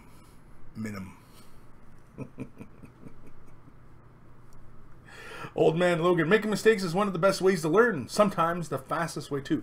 Exactly. And you know what? That's coming from an old man. And this old man and that old man learn from your mistakes. That's why, like, when I recently got into this with like Tark. He's the young fellows helping out around mini wargaming these days, and you know, he wanted to strip the models that he was working on. He's relatively new to painting, but he wanted to strip them all because they weren't how he wanted. And so then he was going to repaint them, and if it wasn't going to turn out, then he was going to strip it again. And I told him not to do that. Don't do that, because paint those models, get them done, and then when you paint your next models, all of a sudden you'll see, oh, look at that. I can paint just a little bit better than what I was doing there a moment ago. And then you paint your next set. And say, oh, look at that. I can see my progress. That's how you know you're getting better. Because when you're making errors, and of course, you know, you're getting honest feedback on your work as well, that will speed you along in your painting process. And I'd like to think that a lot of you guys who submit, your pieces for, you know, for my critiquing, for whatever it's worth, you know, hopefully, I mean, a lot of you guys are getting better, and I'd like to think that I played some tiny part in that, and you know, and it's making you guys all better painters, making you all better, and you know, basically making everybody happy, because we're supposed to enjoy this hobby. We're supposed to enjoy it, right? And so, you know, if you're not enjoying it, then do something else.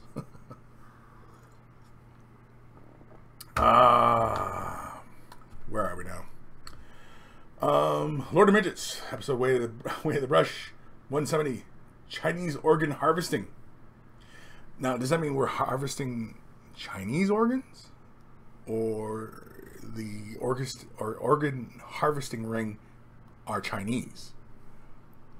We need a bit of clarification on that, because I'm not sure Chinese organs would fit in this big bulbous body of mine. So I mean, like a good pair of Chinese lungs, I don't think, I think I'd have to have like 3 or 4 people's worth of lungs to fit my lungs. Because I'm kind of a big guy.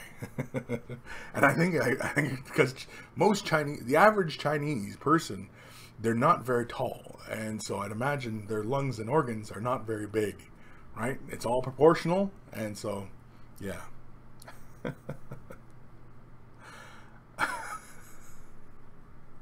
I don't know.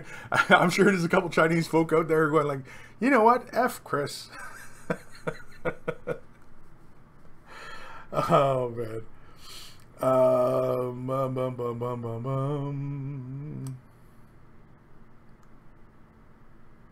Lord of Midgets. Making mistakes is a great way to learn. Weathering by force. Just do it with power tools. I'm not sure what that means. Clayton Tate, I fought and still fight with a lot of self-worth issues and fear, and I have found the best way to help yourself is to fail, even big, and learn and change. You feel like you're behind everyone else. Sure, yeah. I mean, like, yeah, don't be afraid to fail. Don't be afraid to fail. Embrace it. Embrace it. Because that's how you're going to learn. Right? And I'm sure we've all seen this many times. And there's a lot of people out there who don't learn from their mistakes. Not just painting, but like in life in general, right? We see these people all the time who don't learn, who can't learn. And so take a little bit of pride in the fact that you have the capacity, that you can try something, make a mistake, and learn from it. Take a bit of pride in that. That at least you have the cognitive ability to do something, make a mistake, recognize it, and improve. You know, because there's a lot of people out there who can't do that, who can't take criticism and things of that nature, and they won't learn. They won't learn because for other mental reasons, you know, they can't learn. So, the Mobius, episode 170, racial profiling with Kris. You win right there. That's the kind of thing that's going to get my show banned. But I'll do it. You win the prize, Mobius. What's the prize? I don't know. My undying love.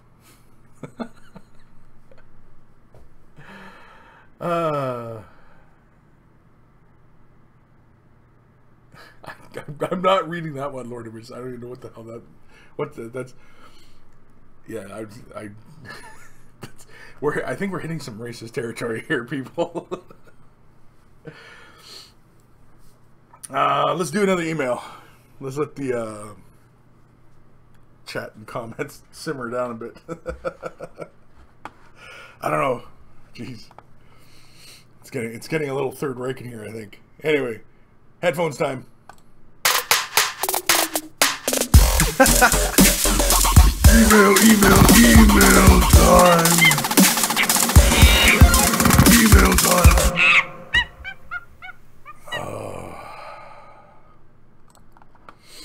Whoops, didn't set the email.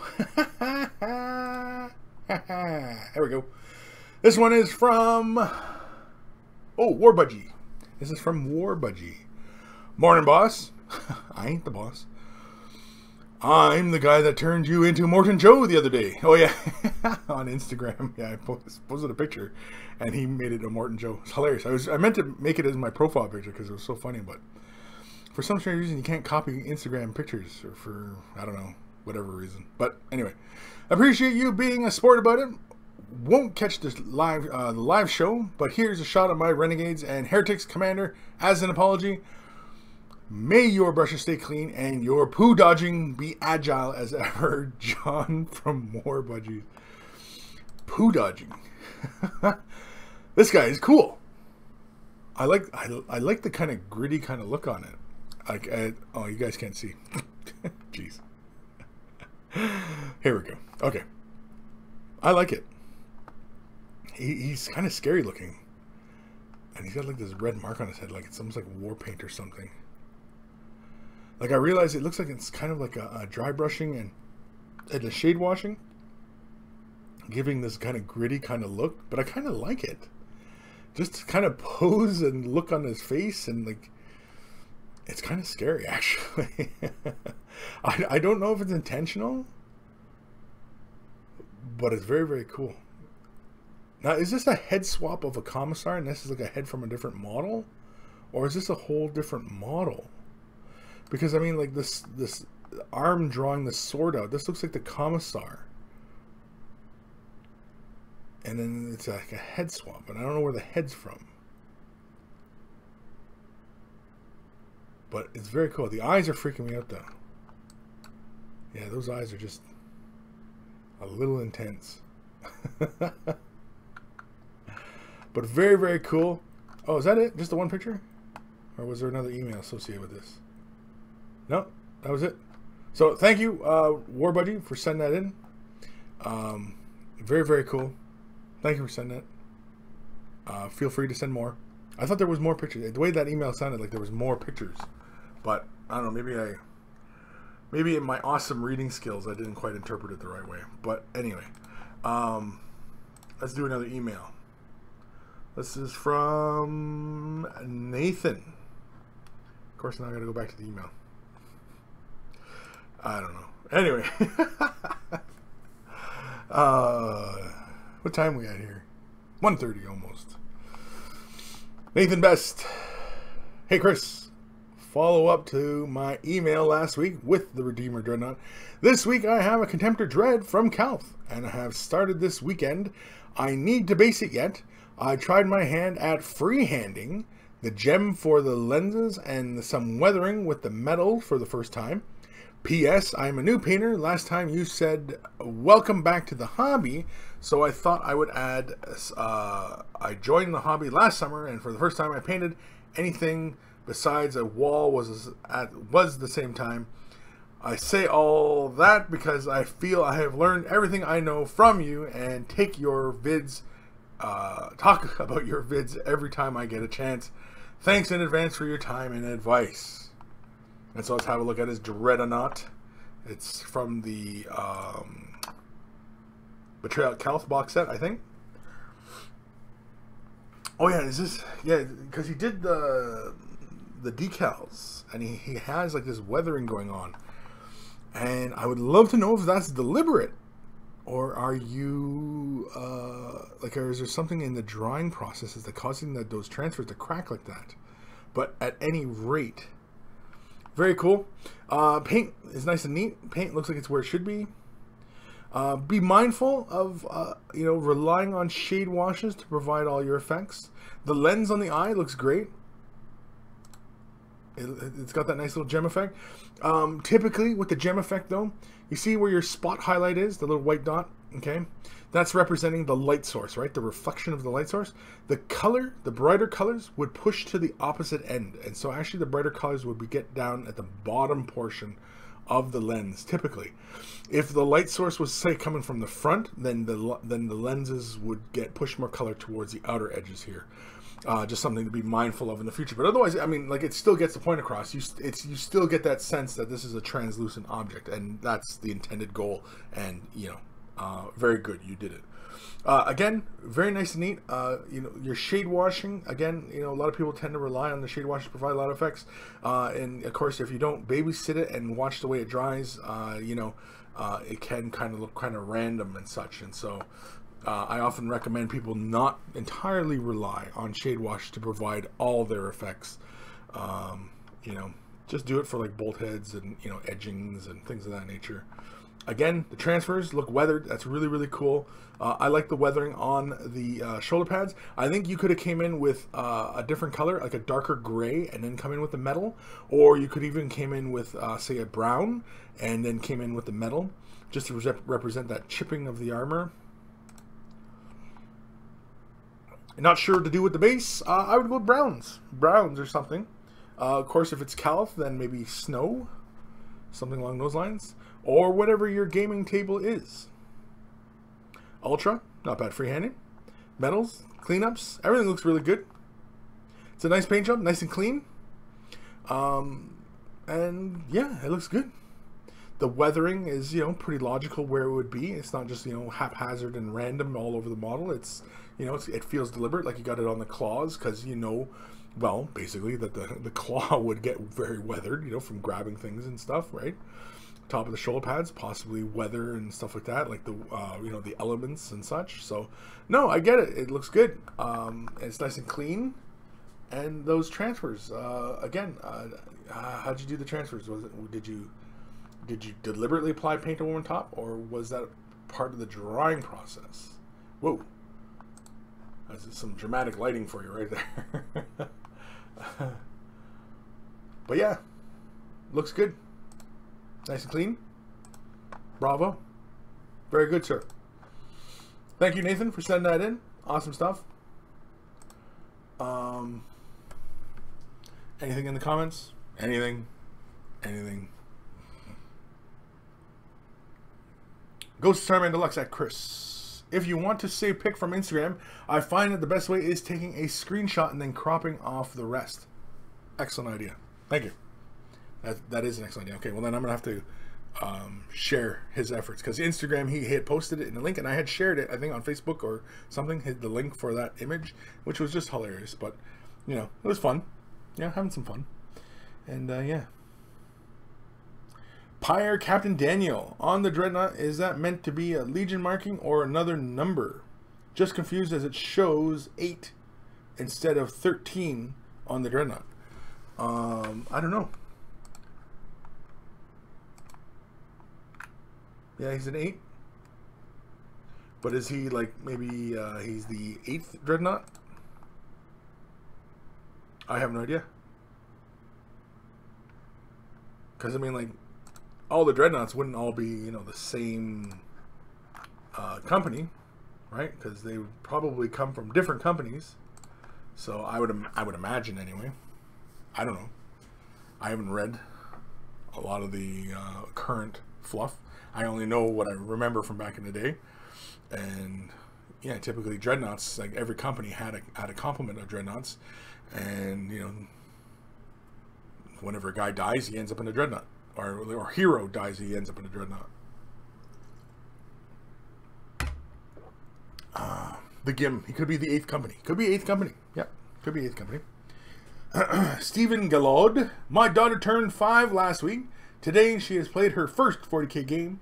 Just 1 unit each. Kids are fun. Sometimes. I like that he's got it in brackets. Sometimes. And I agree. I agree, Stephen. Kids are fun. Sometimes. Other times, they're a complete pain. But sometimes they're fun. And other times they're pain. No, that's cool, though. I mean, you know, getting her into it at 5, it's a little early.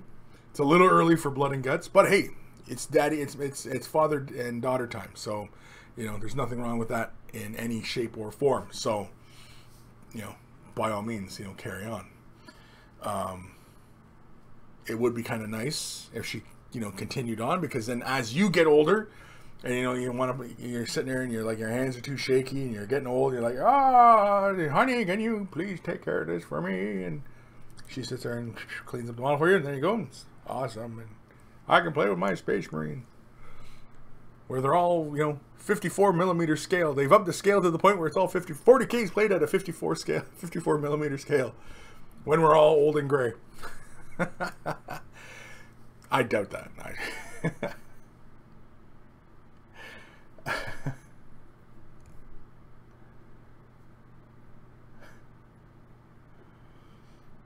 Lord of Midgets, I have a 9-week-old puppy.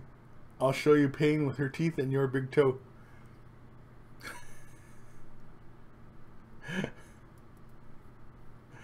Dreadnought pilots aren't dead. They're just enjoying some robotic tentacles in a box.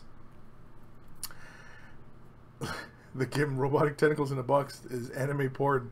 Tolo, settle down.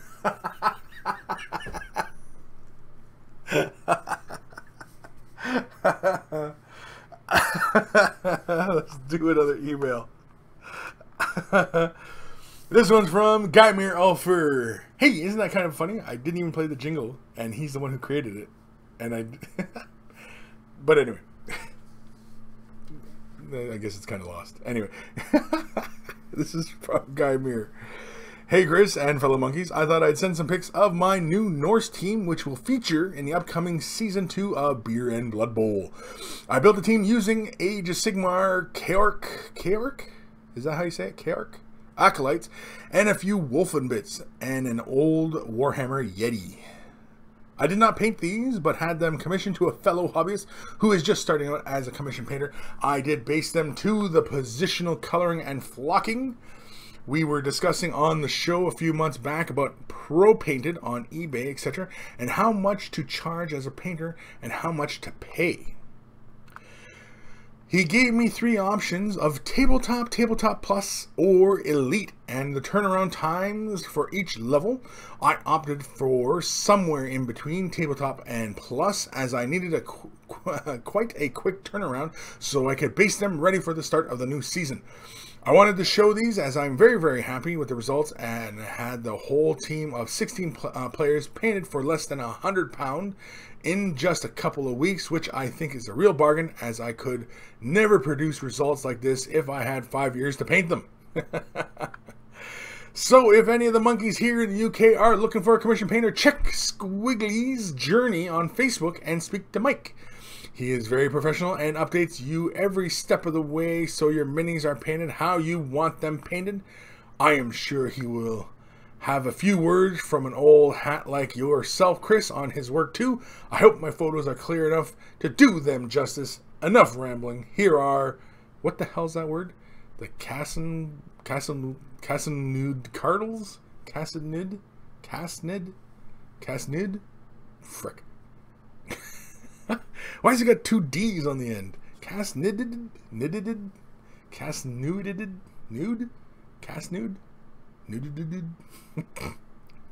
Seemed to have slipped a groove.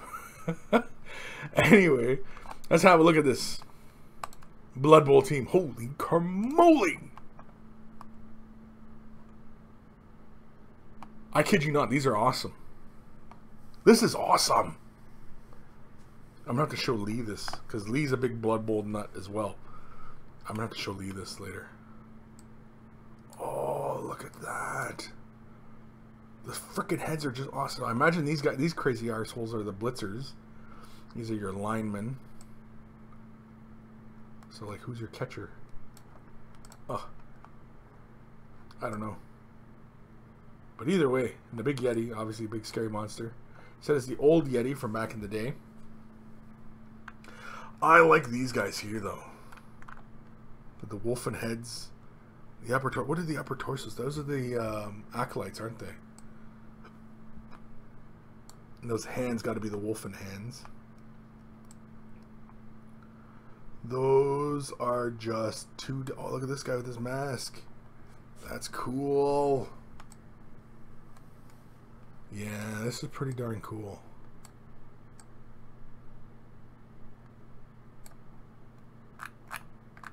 Okay. That's cool. He looks like he's dancing a jig.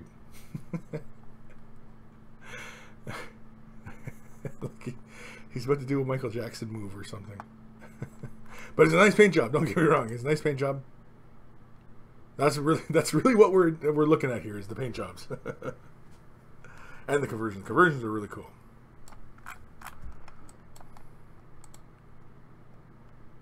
Yeti bum. We got some Yeti bum. These guys are cool. I just like the look of these guys. Like, look at this. These guys, they look like they're ready to tear stuff up.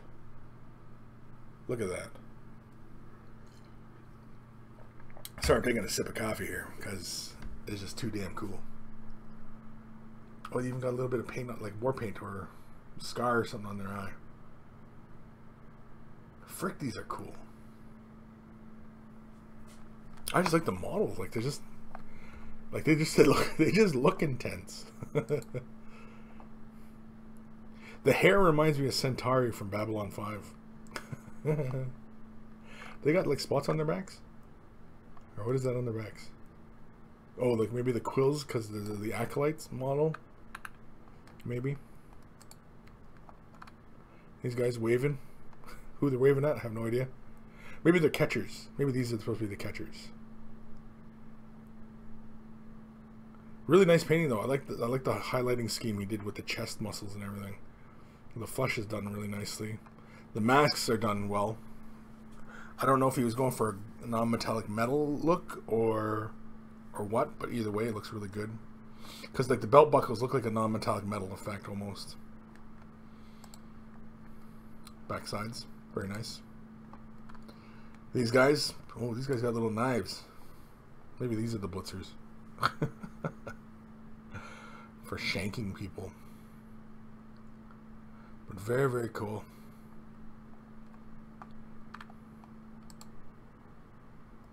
Yeah, the flush is very well done. These guys, I assume, are linemen.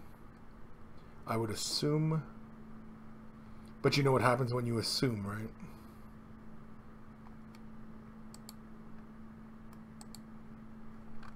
This is probably the thrower because he looks like he's one dude and he looks like he's already throwing the ball kind of thing.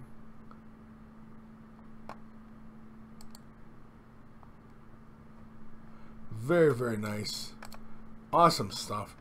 Thank you, Guymere, for sending that in, aka Carl, aka the guy who made the music for our email segment, aka Channel's Beer and Blood Bowl. That's his Blood Bowl team. I'm going to have to show that to Lee later because that he'll probably get a kick out of that because that's pretty darn cool. Again, thank you. As far as charging, what, £100 for that to get done, that seems pretty well. That was probably a pretty fair price. And I mean, like, if you are happy with that paint job and what you paid, that's all that matters. That you're happy, and that he made his customer happy, and you were happy with that price, and you were happy with what you got. That's all that matters. That's all that matters. And so, as far as a commission painter goes, that's as good as it gets. That's as good as it gets. You know, because commission painters are all about making their customers happy, and that's it. Guy Mirror offer at Kris. I don't get my own bloody jingle for my own email. I know. I thought it was funny as I realized I did that. Well, because like I was doing it because I don't do it every time because I don't want the songs to be overplayed, and so I do it like as a segment, right? So it's emails are like, you know, I do the jingle and then I do a couple of emails, and then, you know, take a break, and then, you know. Anyway, I know, my bad. I know, it's just, the guy made the friggin' songs and he doesn't get it played for his emails. I just find the whole thing hilarious. Anyway, where are we? In the comments. I have no idea.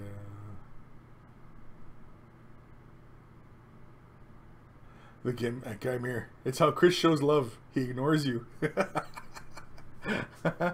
Guy Mir, Kris. Cassenwooded is Welsh. Okay? Well, I figured it was some ye old timey type word. Cass Newith. What? It's a TH sound? No way.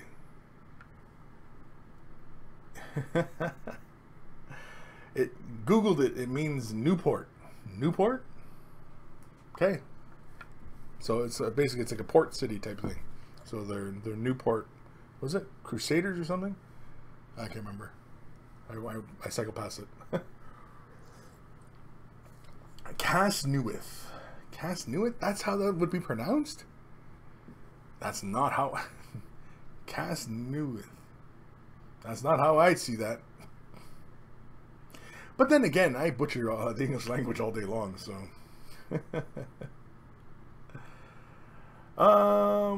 Dark Commission. The price paid for the Blood Bowl team is exactly the reason why commission painters have holes in their shoes and no underwear.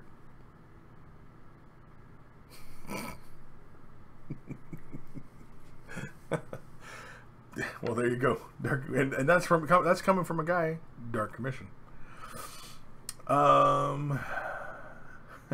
Lord of Midgets. Kris is obsessed with bums. He's a bum fiend. Lord of Midgets is because they're shut-ins who don't need shoes or underwear. Nicholas Allen, damn Babylon 5, I can't unhear Centauri accent. Veer, go get a beer for me, Lanier. Yeah, and Lanier, yeah. Yeah, Londo was my favorite character in that show. He was the comic relief and the tragedy all in the same, which is really quite something that you a character through his arc you can like and hate at the same time, and it just the complexity of the characters in that show. If nobody has ever watched Babylon 5, you're missing out. It was a great show, and I wish they would bring something back of it. Something.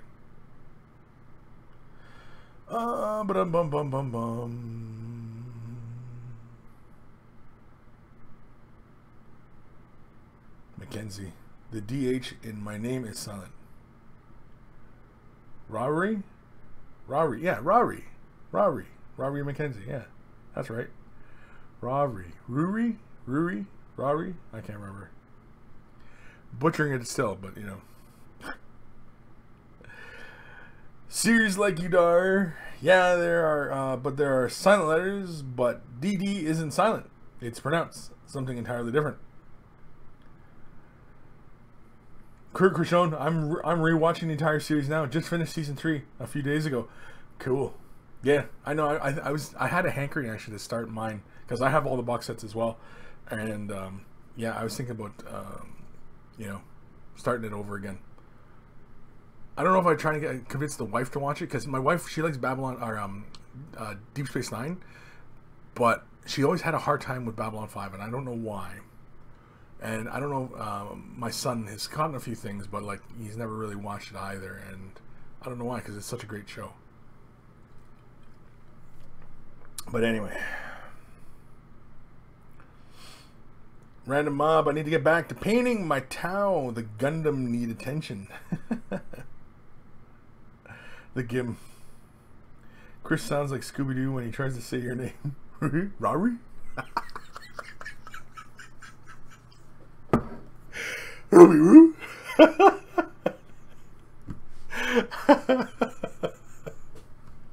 Yeah, that sounds like Scooby-Doo. Rory?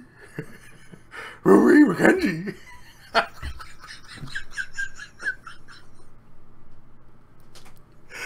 Oh, crap.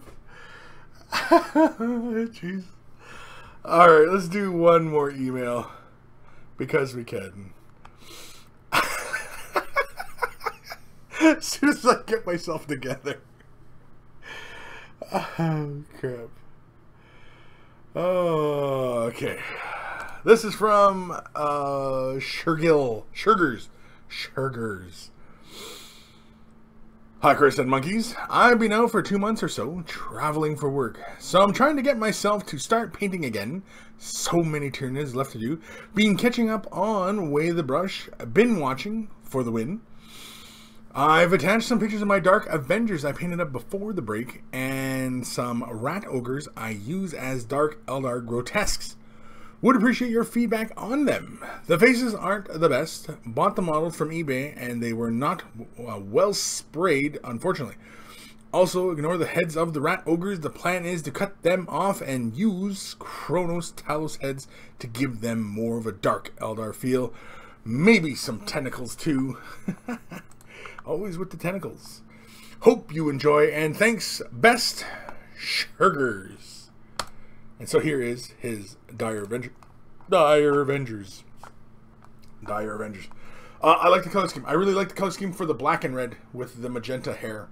The white and magenta, obviously I think it works, you know, obviously to separate your squads. But I'm kind of partial to the black ones rather than the white ones. Yeah. Are you going to do the bases black for everybody? I'm going to assume that's the plan. Assume. Like the blades. Very nice.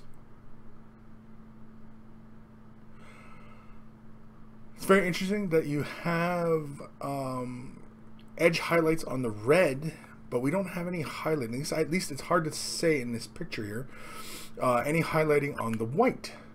Now, if you were going to do the white helmets, you could give them a base coat in Ulthran Gray, which is an off-white. It's a cool gray. It's a cool color. And then give it a light edging in white. And that way it'll feel white, but with some definition there. And it won't feel kind of, you know, unpainted. Was that it? That's not it. There we go. Dark Dire Avengers. Yeah, I like these guys. And see, like the helmets here, you got the helmets highlighted here, but the white helmets aren't highlighted. And so I'm finding it rather unfortunate. Whoa. And so very cool. Yes. Yeah, I think doing the helmets in or even like if you wanted to go with a warmer color, you could go with like say Pallid Witch Flesh and then edge in white, and that'll give you a warmer white. But I think a cool white would work best here because the red is so warm already. Ooh, Rat Ogres. Ignore the heads, he said, because he's going to put some chrono bits on them. Chrono bits. Yeah, they're very cool. They're scary. Whoa, he's already missing his head. Whoa. Or he just has a gaping hole for a head. But very cool. I like the idea. I like the whole Rat Ogre idea for doing the was it grotesques? The big guys are grotesques? Yeah, the big guys are grotesques. But very, very cool. Awesome stuff. Thank you for sending that in, Sugars. Yeah, I think my only bit of critique was that I kind of liked the black helmets better rather than the white helmets. But for the white helmets, I think it was because they were just too white, and I'd like to see like a light gray as their base and then just edge it with white, and I think you'd have something that's really spectacular and I think would complement very nicely with the other two units. Where are we in the comments? I don't know. Knitfink. Add Scooby-Doo quick tip to the list. Oh, man. Then I'd have to find like some sort of like dog paws so that you could just see in the quick tips, it's just like dog paws trying to grab like a brush and try to hold a model. Here we are, gonna grab a model. I can't even do it. My throat already feels hoarse from just doing that little bit.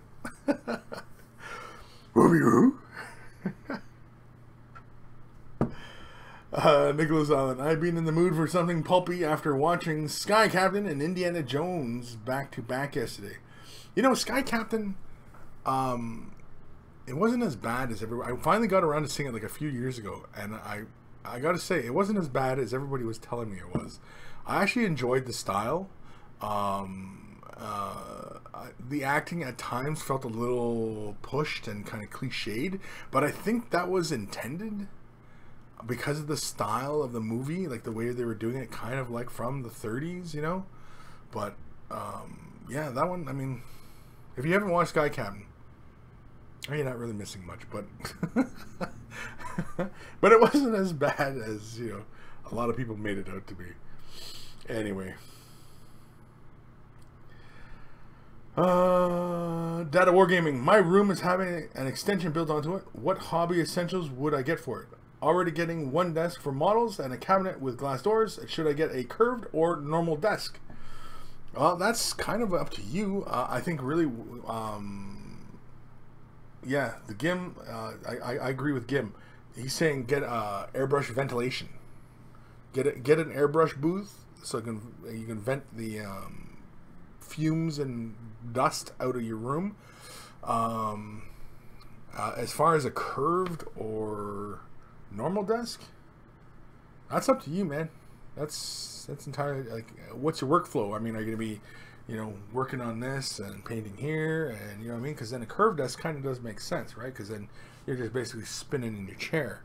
Hopefully you're not sitting in this all day long. I mean, like me personally, I'm on a standing desk, but I try to mitigate, you know, the amount of sitting I do. So I sit when I paint, but when I'm standing, I know I'm at the computer and, you know, I'm doing work and, you know, what have you. So, you know, you try and offset it. Hopefully you're not sitting all day long and being sedentary, and, you know, 'cause you should get out and, you know, get a walk in or something. Not get a walk in like Christopher Walken, but, you know, I think you know what I mean. Graham Collin, what ho, tiddly peeps? What ho? What ho?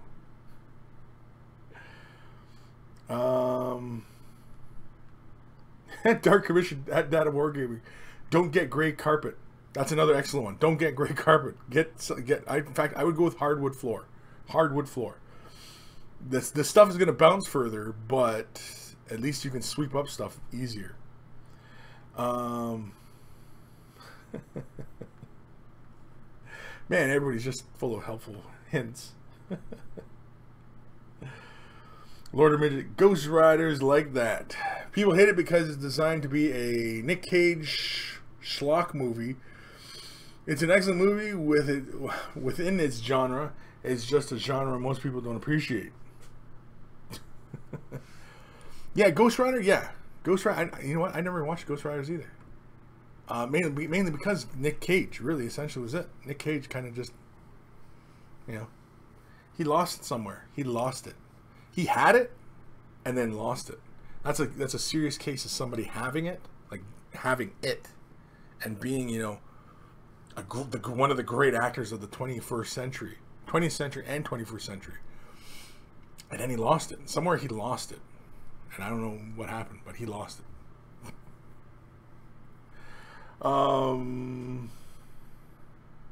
Random mob. I noticed a woman at my work yesterday looks like a female Nicolas Cage. Nothing will ever be the same.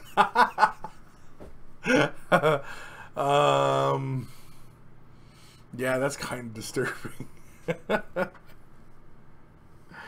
Wargaming. Not in the UK. Hardwood will get cold. Well, I don't know. Get a heater. Get a little wood stove right next to your thing. I don't know, man. I don't know. I personally, I like hardwood floors. Carpet, because if you have pets, the hair gets in there and everything. If you spill something, drop bits, man, carpet's just a pain. When it's damp and humid, carpet absorbs all the smell, and so your house smells like carpet. And if you're not in the habit of cleaning your carpets can smell like foot, which is annoying. So yeah, that's why I prefer hardwood floors, because they're just easier to maintain and they look nicer. There's something about a nice hardwood floor. I don't know. I just like hardwood floors. Carpet, you know, unless we're talking shag and we're talking about leopard print bed sheets and things like that, then it's a completely different story. But otherwise, the rest of the house, yeah, it's got to be hardwood floors.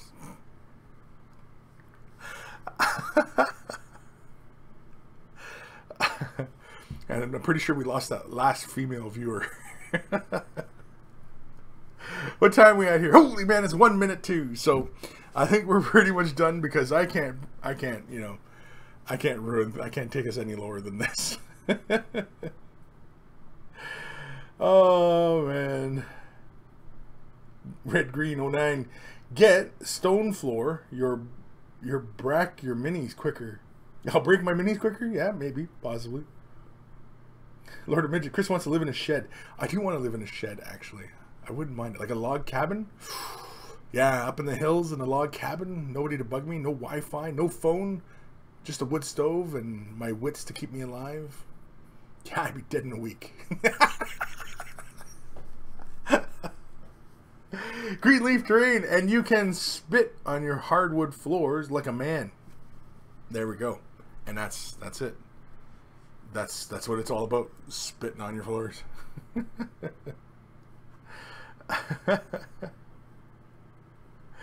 Mad Cow Crazy. If there were any female viewers left, it's those that are into Nurgle bums. Nurgle bums.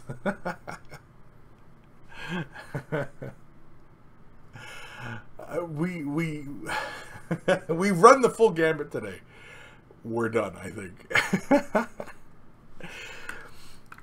If you have any questions, comments, you want some help on a color scheme, or you just want some feedback on your painting, or your commission painting service and you want to drum up some extra exposure, feel free to write me, Kris@miniwargaming.com. It's in the description below. Of course, you can join us on Facebook, Way of the Brush Facebook. It's in the description below. Of course, join us on Discord, because usually after Discord, or usually after Way of the Brush, we usually all head over to Discord anyway, and then we talk and, you know, talk about this and that. And in fact, I'm thinking after the show today, I'm probably going to do a little bit of gaming. So I think we might do a gaming episode after this as well. So we're going to probably talk a little bit about that as well. So, and probably try to organize something. But anyway, so Discord, what else? Twitch, I've been doing some live streams off of Twitch. Usually whenever I'm doing other kind of live streams, I usually do them on Twitch just because, so, you know, you can follow me there. My link is in the description below. And of course, Twitter, Instagram, I'm doing all those as well. They're in the description below. It's all in the description below. Just click on the description below. Oh, of course, t-shirts, Way of the Brush t-shirts. As you see in the intro and outro, you know, everybody who has a Way of the Brush t-shirt, they're obviously visibly happier. They look happier? Everybody who has a shirt, except Gim in that video, everybody's visibly happy. Gim's happy without a shirt. He doesn't need a shirt, really, because he's the Gim. And so everybody else, you know, looks much happier. And whenever I'm wearing mine, I feel happier. And, you know, I proudly walk around and I display mine. And, of course, I got to get one for my little nephew as well, because I definitely want to get some vid and pictures of him in his shirt. So, you know, so Way of the Brush t-shirts. And, oh, and Patreon, of course, Patreon. You know, for a long time, people wanted me to do Patreon. So I started doing Patreon. And of course, it's been fantastic. It's actually been helping getting some stuff together. Of course, like, you know, I picked up a new webcam, you know, because of support and stuff. And I've also been doing more videos lately because of the Patreon support. Not that I feel obligated, but because I want to. And, you know, like, I really want to provide something of value to people. And so I think that's really been my goal, is to make my viewers happier. And of course, I've also done some private vids just for my patrons. And basically, it's early access to stuff. And, you know, so hopefully they're happy. Everybody's happy. Everybody wins, right? Everybody kind of gets something for their time. And, you know, and it's valuable. And of course, you know, doing this show is always a lot of fun. And so it just allows me to do more, basically, is what it is. It's, you know, I think if the Patreon reaches a certain point, I think it really would have to start to take this on the road. I think I'd have to start, you know, like doing, like, you know, gaming events, and, you know, or maybe I don't know about painting classes. There seem to be a lot of painting classes going on these days, and I don't know if I need to jump on that bandwagon or not, because I mean, I pretty much teach painting, 9 to 5, Monday to Friday anyway, and then I do this, which is more help for people, and so I don't know if that's entirely necessary, but that's why I try and get more gaming in, because it offsets it. I mean, like, for me, the gaming fuels my painting, and the painting fuels my gaming, and it's it's the circle of life, right? The circle of life. And yeah, so thank you for watching. Like, subscribe, comment, and take care of your brushes. They will take care of you. I left that comment. I was watching a video. I was watching Tested, Adam Savage, from Mythbusters. He's had his own channel for a long time, and he was showing a LARP foam sword, and he was using this chrome spray that I had seen on Facebook like a few months back, and he was using it on the foam, and I was like, wow, it's great. But before he does it, his airbrush is clogged. And he's like, oh, my airbrush, and he spends a little bit of time cleaning his airbrush, and so I had left the comment in the video, take care of your brushes, Adam, and they'll take care of you. And so I don't think I got a response on it, but it'd be kind of funny. Anyway, where was I? Oh, Data Wargaming, Death to the False Emperor. Word. Word. Oh yeah, just black screen now. That's awesome. I like Windows. When I just hit button things and like nothing works, that's great. Love it. Love my Windows. Yeah, still click things and nothing works. And nothing works. Still nothing. Let's come back. And we click it. What the hell? How about we click this? How about... like, what the hell? Like, what the deuce?